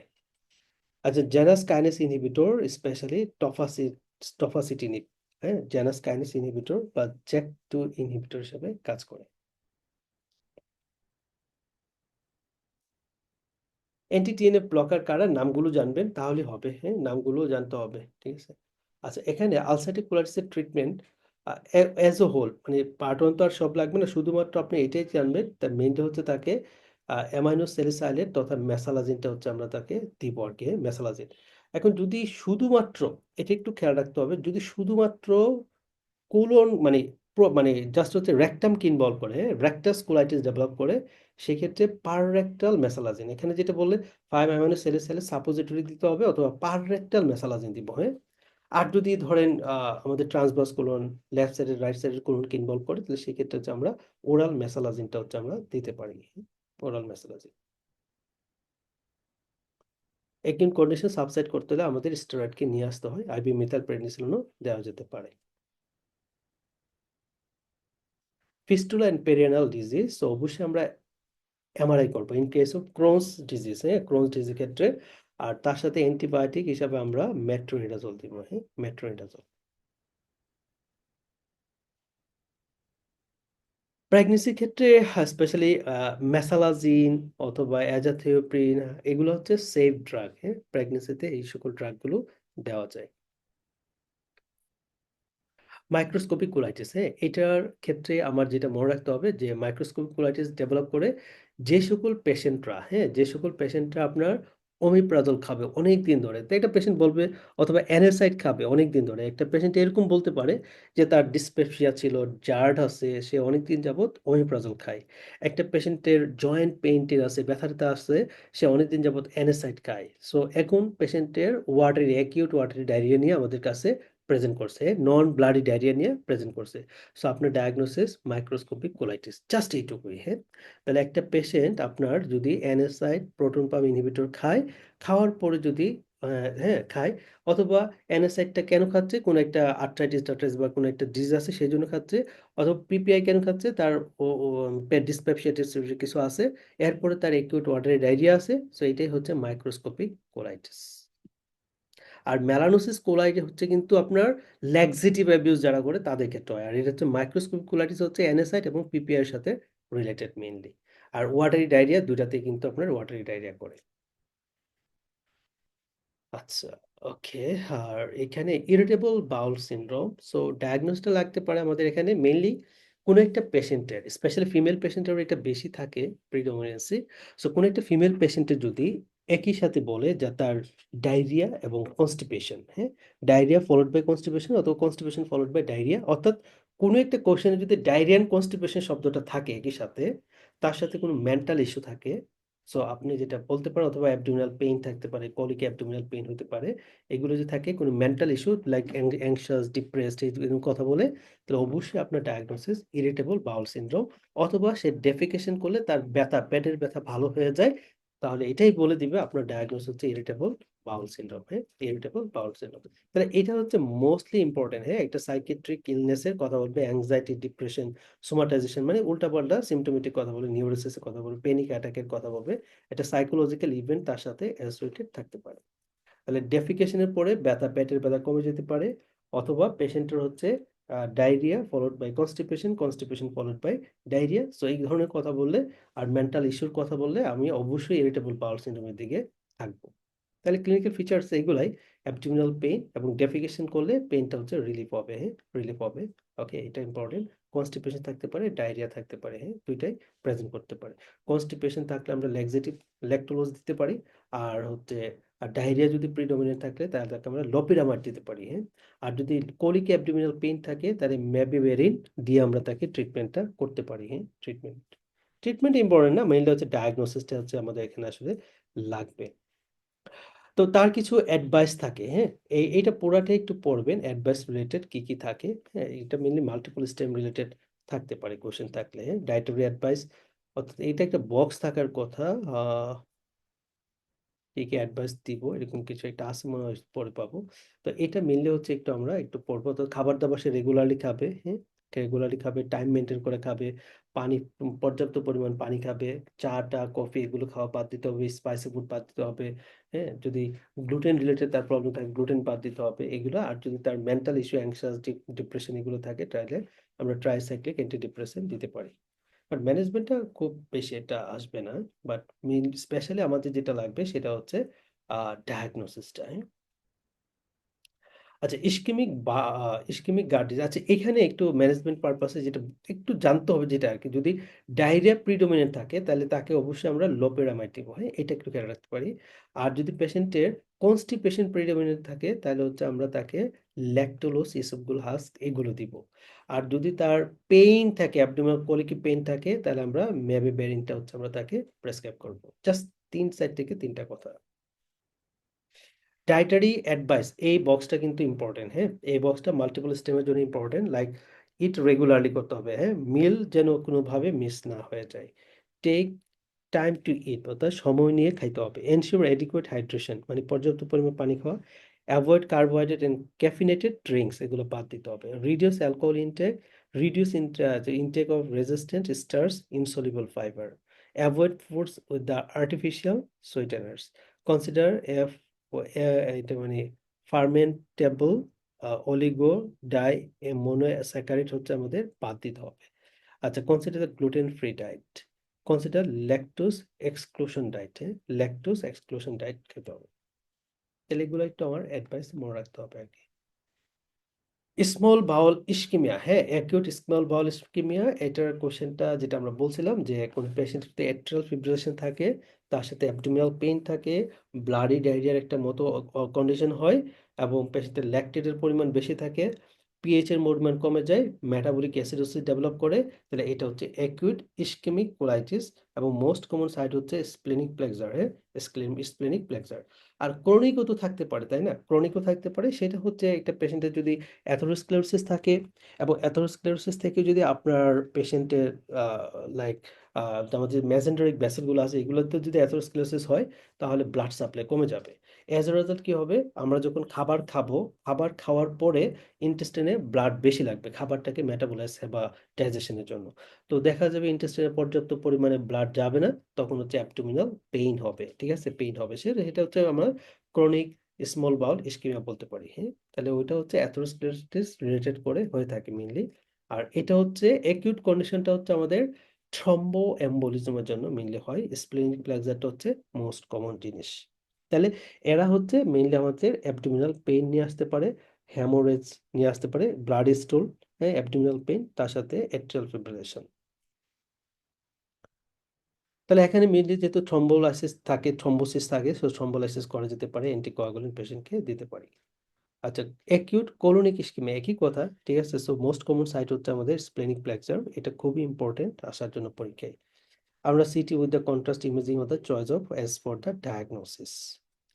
ক্রনিক মেজেন্টেরিক ইস্কিমিয়া যেটা আমি বললাম, হ্যাঁ, এটাই জাস্ট হচ্ছে কোনো পেশেন্টের যদি অ্যাথেরোস্ক্লেরোটিক টাইপ কোনো কিছু থাকে, তাহলে সেই পেশেন্টের ক্ষেত্রে হতে পারে, হ্যাঁ, অ্যাথেরোস্ক্লেরোটিক টাইপ, তাদের হচ্ছে স্টেনোসিস গুলো হয়, এবং ভাত খাওয়ার পরে সাধারণত অ্যাবডোমিনাল পেইনটা শুরু হয়, পোস্টপ্রান্ডিয়াল অ্যাবডোমিনাল পেইন হয় আর কি, হ্যাঁ, অ্যাবডোমিনাল পেইন থাকে, so about the 30 minutes after eating. যেহেতু ব্লাড সাপ্লাই কমে যায় সেই জন্য পেইনগুলো হয়, ডায়রিয়া ডুরিয়া থাকে। আর মেইনলি আমরা অ্যাবডোমিনাল মেজেন্টেরিক এনজিওগ্রাফি করব, যেহেতু vessel involvement, vessel narrowing, so ব্যাসেলগুলো ন্যারো টেরো আছে কিনা সেগুলোর জন্য আমরা হচ্ছে মেজেন্টেরিক এনজিওগ্রাফি করতে পারি। আর ট্রিটমেন্ট ভাস্কুলার রিকনস্ট্রাকশন অথবা পারকিউটেনাস এনজিওপ্লাস্টি হচ্ছে করে আমরা অবস্ট্রাকশনগুলো রিমুভ করে দিতে পারি। আচ্ছা, এরপরে আসে আমাদের যেটা আছে ডিজিজ অফ প্যানক্রিয়াসে, অ্যাকিউট প্যানক্রিয়াটাইটিস। সো সহজ, অ্যাকিউট প্যানক্রিয়াটাইটিস স্পেশালি যদি ডায়াগনোসিস চিন্তা করে আসি, ডিফারেন্ট কারণে তো প্যানক্রিয়াটাইটিস হয়, acute pancreatitis specially idiopathic, gall stone, alcohol, post ERCP, এগুলো। বাট পরীক্ষাতে কিন্তু এগুলা কোরিলেশনটা কম দেয়, স্টোনটা দেয়, বাট মেইনলি দিবে হচ্ছে পেশেন্টের টিজির পরিমাণ বেশি আছে, একটা পেশেন্টের হাইপার ক্যালসিয়ামের পেশেন্ট, অথবা একটা পেশেন্ট হচ্ছে তার ইপিলেপসি আছে, সে হচ্ছে সোডিয়াম ভ্যালপ্রোয়েট খায়, ঠিক আছে, অথবা অ্যান্টি কনভালসেন্ট কোনো কিছু খায়, অথবা পেশেন্ট স্টেরয়েড নিচ্ছে, পেশেন্ট হাইপার ক্যালসিয়ামের পেশেন্ট, এই পেশেন্টটা লাইক অ্যাজাথারপিন, মেসালাজিন এগুলো নিচ্ছে, এই পেশেন্টটার এখন হচ্ছে এপিগ্যাস্ট্রিক রিজনে পেইনটা রেডিয়েট করতেছে ব্যাকের থেকে, এবং আপনার ডায়াগনোসিস অ্যাকিউট প্যানক্রিয়াটাইটিস শেষ। তাহলে মেইনলি কিন্তু আপনার প্রিডিসপোজিং ফ্যাক্টরগুলো আগে মাথায় নিতে হবে, হ্যাঁ, নেওয়ার পরে দেন যদি এই ধরনের ফিচার থাকে তাহলে আমরা এটা অ্যাকিউট প্যানক্রিয়াটাইটিস চিন্তা করব। তারপরে ইনভেস্টিগেশন সেরাম অ্যামাইলেজ ট্যামাইলেজ বাড়বে, সো এটা। আর পেশেন্টের স্পেশালি অ্যাকিউট হোক ক্রনিক হোক, দুই প্যানক্রিয়াটাইটিসে আমরা যেটা করতে পারি সেটা হচ্ছে গিয়া একটা সিটি স্ক্যান করতে পারি, হ্যাঁ। সিটি স্ক্যান হচ্ছে investigation choice in case of pancreatitis, acute plus হচ্ছে ক্রনিক। এখানে Glasgow criteria for progress of acute প্যানক্রিয়াটাইটিসে, অর্থাৎ অ্যাকিউট প্যানক্রিয়াটাইটিস সিভিয়ারিটির জন্য আমার এই ক্রাইটেরিয়াগুলো লাগে। সো মাল্টিপল স্টিমের জন্য দরকার আর কি মেইনলি, এটা একটু পড়তে হবে, হ্যাঁ, মুখস্থ করতে হবে। এনি হাউ, বয়স 55-এর বেশি, পার্শ্বের পাশে অক্সিজেন যদি 8-এর নিচে আসে, হোয়াইট সেল কাউন্ট 15,000-এর বেশি হয়, ডাব্লিউবিসি অ্যালবুমিন যদি 32-এর নিচে কমে আসে, ক্যালসিয়াম 2-এর নিচে চলে গেলে, আমরা জানি হাইপার ক্যালসিমিয়া প্যানক্রিয়াটাইটিস করে, প্যানক্রিয়াটাইটিসের পরে আবার হাইপোক্যালসিমিয়া হয়, হ্যাঁ, সুগার যদি বেড়ে যায়, কারণ প্যানক্রিয়াটাইটিস হলে আপনার বিটা সেল ইনভলভমেন্ট হয়, বিটা সেল ইনভলভমেন্ট হলে ইনসুলিন সিক্রেশন হবে না, পেশেন্টের আলটিমেটলি ডায়াবেটিস হয়ে যায়, ইউরিয়া লেভেল বেড়ে যায়, এএলপি বাড়ে, এবং ল্যাকটেজ ডিহাইড্রোজেনেজের পরিমাণও বাড়তে পারে। একটা পেশেন্টের predict the severity of pancreatitis, তো এগুলো একটু আমরা নিজেরা একটু পড়বো আর কি, জাস্ট পড়ার জন্য, কিন্তু খুব ইম্পর্টেন্ট না পার্ট ওয়ানের জন্য। ফিচার যেগুলো বললাম ওইভাবে আসবে, স্পেশালি আপার অ্যাবডোমিনাল পেইন থাকবে, রেডিয়েট করবে হচ্ছে ব্যাকের দিকে, আর নজিয়া বমিটিং টমিটিং এগুলো তো থাকবে। এছাড়া কিছু সাইন, হ্যাঁ, কিছু সাইন হচ্ছে আমার যদি ফ্ল্যাঙ্কের দিকে ডিসকালারেশন থাকে স্কিন, সেটাকে হচ্ছে গ্রে টার্নার সাইন। আর পেরি আম্বিলিকাল রিজনে যদি কোনোটা ডিসকালারেশন হয় ডিউ টু হেমোরেজের জন্য, তাহলে সেটাকে আমরা বলে থাকি হচ্ছে কোলেন সাইন, হ্যাঁ, এগুলো হচ্ছে পাইতে পারি। এবং এগুলো ইন্ডিকেট করে যে পেশেন্ট হচ্ছে সিভিয়ার প্যানক্রিয়াটাইটিস উইথ হেমোরেজ, হ্যাঁ, উইথ হেমোরেজ। আচ্ছা, কজ অফ অ্যাকিউট প্যানক্রিয়াটাইটিস, ঠিক আছে, the most common cause gallstone alcohol idiopathic post CP. তাহলে এর সাথে যেটা আমাদের আসলে মনে রাখতে হবে এই জায়গাটা, হ্যাঁ, azathioprine, mercaptopurine, thiazide, diabetes, sodium valproate, metabolic acid, hypercalcaemia, hypertriglyceridaemia, এইগুলো যদি কোনো পেশেন্টের থাকে বা খায় বা নেয়, তারপরে আপার এপিগ্যাস্ট্রিক রিজনে পেইন টেন থাকে, সো প্যানক্রিয়াটাইটিস, অথবা গলস্টোন অ্যালকোহল ট্যালকোহল প্যানক্রিয়াটাইটিস করে। তাহলে বাকি সবগুলো আমাদের কিন্তু একটু পড়তে হবে, হ্যাঁ, কজগুলো। এখানে complication of acute pancreatitis, so mainly যেটা খেয়াল রাখবেন সেটা হচ্ছে একটা পেশেন্টের অ্যাকিউট প্যানক্রিয়াটাইটিসের পরে যদি শ্বাসকষ্ট শুরু হয়, ঠিক আছে, অ্যাকিউট প্যানক্রিয়াটাইটিস পরে যদি শ্বাসকষ্ট শুরু হয়, তাহলে আপনি যেটা মাথায় নেবেন তার ডায়াগনোসিস, শ্বাসকষ্টের জন্য তার ডায়াগনোসিস হচ্ছে অ্যাকিউট রেসপিরেটরি ডিস্ট্রেস সিনড্রোম, ঠিক আছে। অ্যাকিউট প্যানক্রিয়াটাইটিসের পরে শ্বাসকষ্ট মানে এআরডিএস, এটা অনেকবার আসছে পরীক্ষায়, হ্যাঁ। তাহলে অথবা অ্যাকিউট প্যানক্রিয়াটাইটিসের পরে কোনো একটা পেশেন্টের শ্বাসকষ্ট আছে এবং পেশেন্টের হচ্ছে অক্সিজেন স্যাচুরেশন পালস অক্সিমিটার কম, হাইপোক্সিয়া আছে, সো আপনার ডায়াগনোসিস এআরডিএস। একটা এক্সরে করলে আপনি পালমোনারি দুই সাইডে ইডিমা পাবেন, হ্যাঁ, শেষ। অ্যাকিউট প্যানক্রিয়াটাইটিসের ক্ষেত্রে আমাদের যেটা জানি যে হাইপারগ্লাইসেমিয়া হয়, যেহেতু ইনসুলিন সিক্রেশনটা কমে যায় due to beta cell destruction. Hypocalcaemia হতে পারে, হাইপারক্যালসিমিয়া প্যানক্রিয়াটাইটিস করে হাইপোক্যালসিমিয়া হয়, যেহেতু এরা মায়োগ্লোবিনের সাথে ইউজুয়ালি বাইন্ড করে যায়। আরটা হচ্ছে রিডিউস সেরাম অ্যালবুমিন কনসেন্ট্রেশন আর সিস্টেমিক ইনফ্লামেটরি কোনো একটা রেসপন্স আমরা পাইতে পারি। কমপ্লিকেশন প্যানক্রিয়াটি কি, প্যানক্রিয়াসে নেক্রোসিস হতে পারে, অ্যাবসেস হতে পারে, সিউরোসিস হতে পারে। সিউরোসিসটা হচ্ছে অ্যাকিউট ক্রনিক দুই প্যানক্রিয়াটাইটিসের ক্ষেত্রে আমরা পেয়ে থাকি, অর্থাৎ পারসিস্টেন্টলি একটা অ্যাকিউট প্যানক্রিয়াটাইটিসের পরে যদি অ্যামাইলেজ লেভেল রেস্ট করে, সেটা ইন্ডিকেট করা হচ্ছে প্যানক্রিয়াটিক সিউডোসিস্ট। তাহলে চয়েস অফ ইনভেস্টিগেশন কিন্তু আমাদের সিটি স্ক্যান, হ্যাঁ, CT scan, CT scan, CT scan, CT scan, CT scan. আচ্ছা, ক্রনিক প্যানক্রিয়াটাইটিস, সো অ্যাকিউট প্যানক্রিয়াটাইটিসের কজগুলো আসলে ক্রনিক প্যানক্রিয়াটাইটিস করে, তবে history of recurrent upper epigastric pain এই কথাগুলো সাধারণত বলে। তবে ইনভেস্টিগেশনটা বেশি খুব জরুরি, সো সিটি স্ক্যান করব। আর ক্রনিক প্যানক্রিয়াটাইটিসে প্যানক্রিয়াটিক এক্সোক্রাইন এন্ডোক্রাইন ইনসাফিসিয়েন্সি পেতে পারি, তবে এক্সোক্রাইন ইনসাফিসিয়েন্সিটা বেশি হয়, ঠিক আছে। এক্সোক্রাইন ইনসাফিসিয়েন্সির জন্য মেইনলি পেশেন্টগুলো আমার ম্যাল অ্যাবজর্পশনের ফিচার নিয়ে পেশেন্টটা আসতে পারে আর কি, হ্যাঁ, ম্যাল অ্যাবজর্পশনের ফিচার নিয়ে আসতে পারে। আর এন্ডোক্রাইন ফিচারের মধ্যে আপনার বিটা সেল থেকে যদি ইনসুলিন তৈরি না হয়, তাহলে আমার এজ এ তার ডায়াবেটিসও ডেভেলপ করতে পারে। তো প্যানক্রিয়াটাইটিস থেকে ডায়াবেটিস যদি হয়, সেটা অ্যাকিউট বা ক্রনিক, তাহলে সেক্ষেত্রে কিন্তু আপনার বিটা সেল ডিস্ট্রাকশন থাকে, এবং বিটা সেল ডিস্ট্রাকশন হওয়া মানেই কিন্তু আপনাকে এই পেশেন্টকে ট্রিটমেন্ট করতে হবে ইনসুলিন দিয়ে। ইনসুলিন সিক্রেটে গক্স টক্স দিয়ে কিন্তু লাভ নেই, কারণ এটাকে ট্রিট করতে হবে অ্যাজ এ টাইপ 1 ডায়াবেটিসের মতো, কারণ ইনসুলিন তো তৈরি হচ্ছে না সেই জন্য। তাহলে অ্যাকিউট প্যানক্রিয়াটাইটিসের যা যা কজ আছে সবগুলো হতে পারে, অথবা সিভিয়ার ফাইব্রো ফাইব্রো ক্যালসিফিকেশন হতে পারে প্যানক্রিয়াসে, হ্যাঁ, এটা। আর অ্যালকোহল যারা খায় মেনলি তাদেরই ক্রনিক প্যানক্রিয়াটাইটিসটা সবচেয়ে বেশি দেখা যায় আর কি, অ্যালকোহল ডিপেন্ডেন্স থাকে আর কি।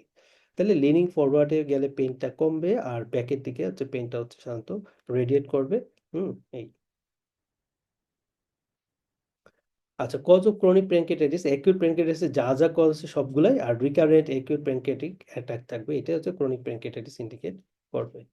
সিউরোসিস কমপ্লিকেশন কি হতে পারে, স্পেশালি সিউরোসিসটা, হ্যাঁ, পারসিস্টেন্ট অ্যামাইলেজ যদি বাড়ে, এবং অ্যাকিউট অ্যান্ড ক্রনিক দুই কন্ডিশনে আমরা প্যানক্রিয়াটিক সিউরোসিসটা পেতে পারি। ইনভেস্টিগেশনস অনেক কিছু করা যায়, আমরা যেটা করব সেটা হচ্ছে সিটি স্ক্যান, হ্যাঁ, CT scan, CT scan, CT scan, CT scan. আরটা হচ্ছে ক্রনিক প্যানক্রিয়াটাইটিস যদি হয়, তাহলে প্যানক্রিয়াটিক এক্সোক্রাইন ইনসাফিসিয়েন্সি দেখার জন্য যে ইনভেস্টিগেশনটা করি সেটা হচ্ছে ফিকাল ফিকাল ইলাস্টেস লেভেল, হ্যাঁ, প্যানক্রিয়াটিক ইলাস্টেস অর্থাৎ ফিকাল ইলাস্টেস লেভেলটা হচ্ছে আমরা দেখি, এটা কিন্তু সুপার ইম্পর্টেন্ট, হ্যাঁ। আর এছাড়া ক্রনিক প্যানক্রিয়াটাইটিস যদি হয়, তাহলে আমরা সিক্রেটিন দিয়ে সিক্রেটিন স্টিমুলেশন টেস্ট করতে পারি, এটা সাধারণত করা হয় না, ইনভেসিভ প্রসিডিউরটা। সো এটা হচ্ছে দেখা যায় যে তার bicarbonate rich secretion ductal cell থেকে আসতেছে কিনা। তাহলে তিনটা ইনভেস্টিগেশন, এর মধ্যে সিটি স্ক্যানটা হচ্ছে মোস্ট ইম্পর্টেন্ট, 2 নম্বর হচ্ছে faecal elastase to see the pancreatic exocrine insufficiency, আরটা হচ্ছে আমরা সিক্রেটিন ইনজেকশন দিয়ে সিক্রেটিন স্টিমুলেশন করে প্যানক্রিয়াটিক সিক্রেশনটা আমরা দেখতে পারি।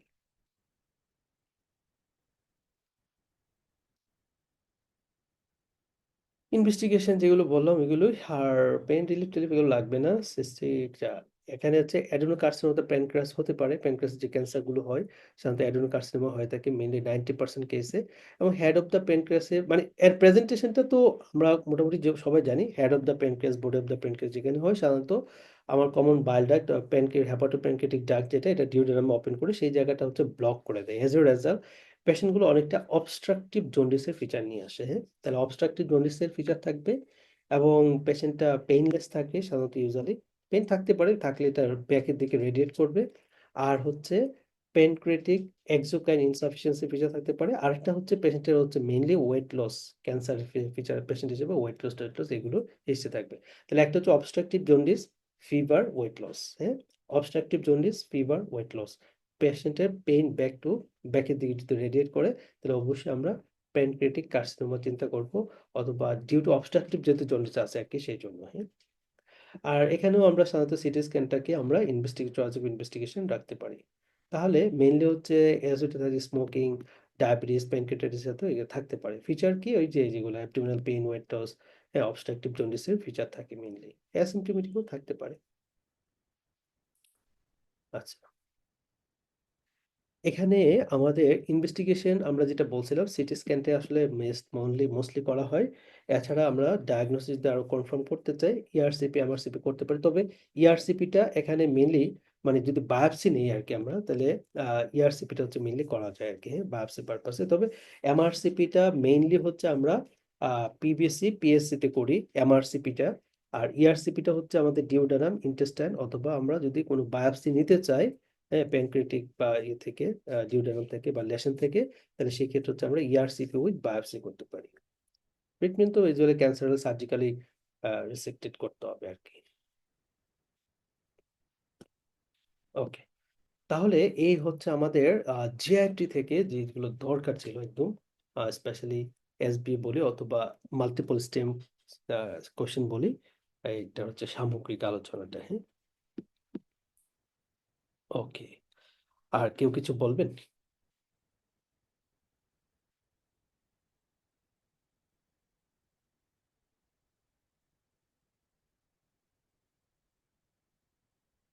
তাহলে আমাদের কালকে, আগামীকালকে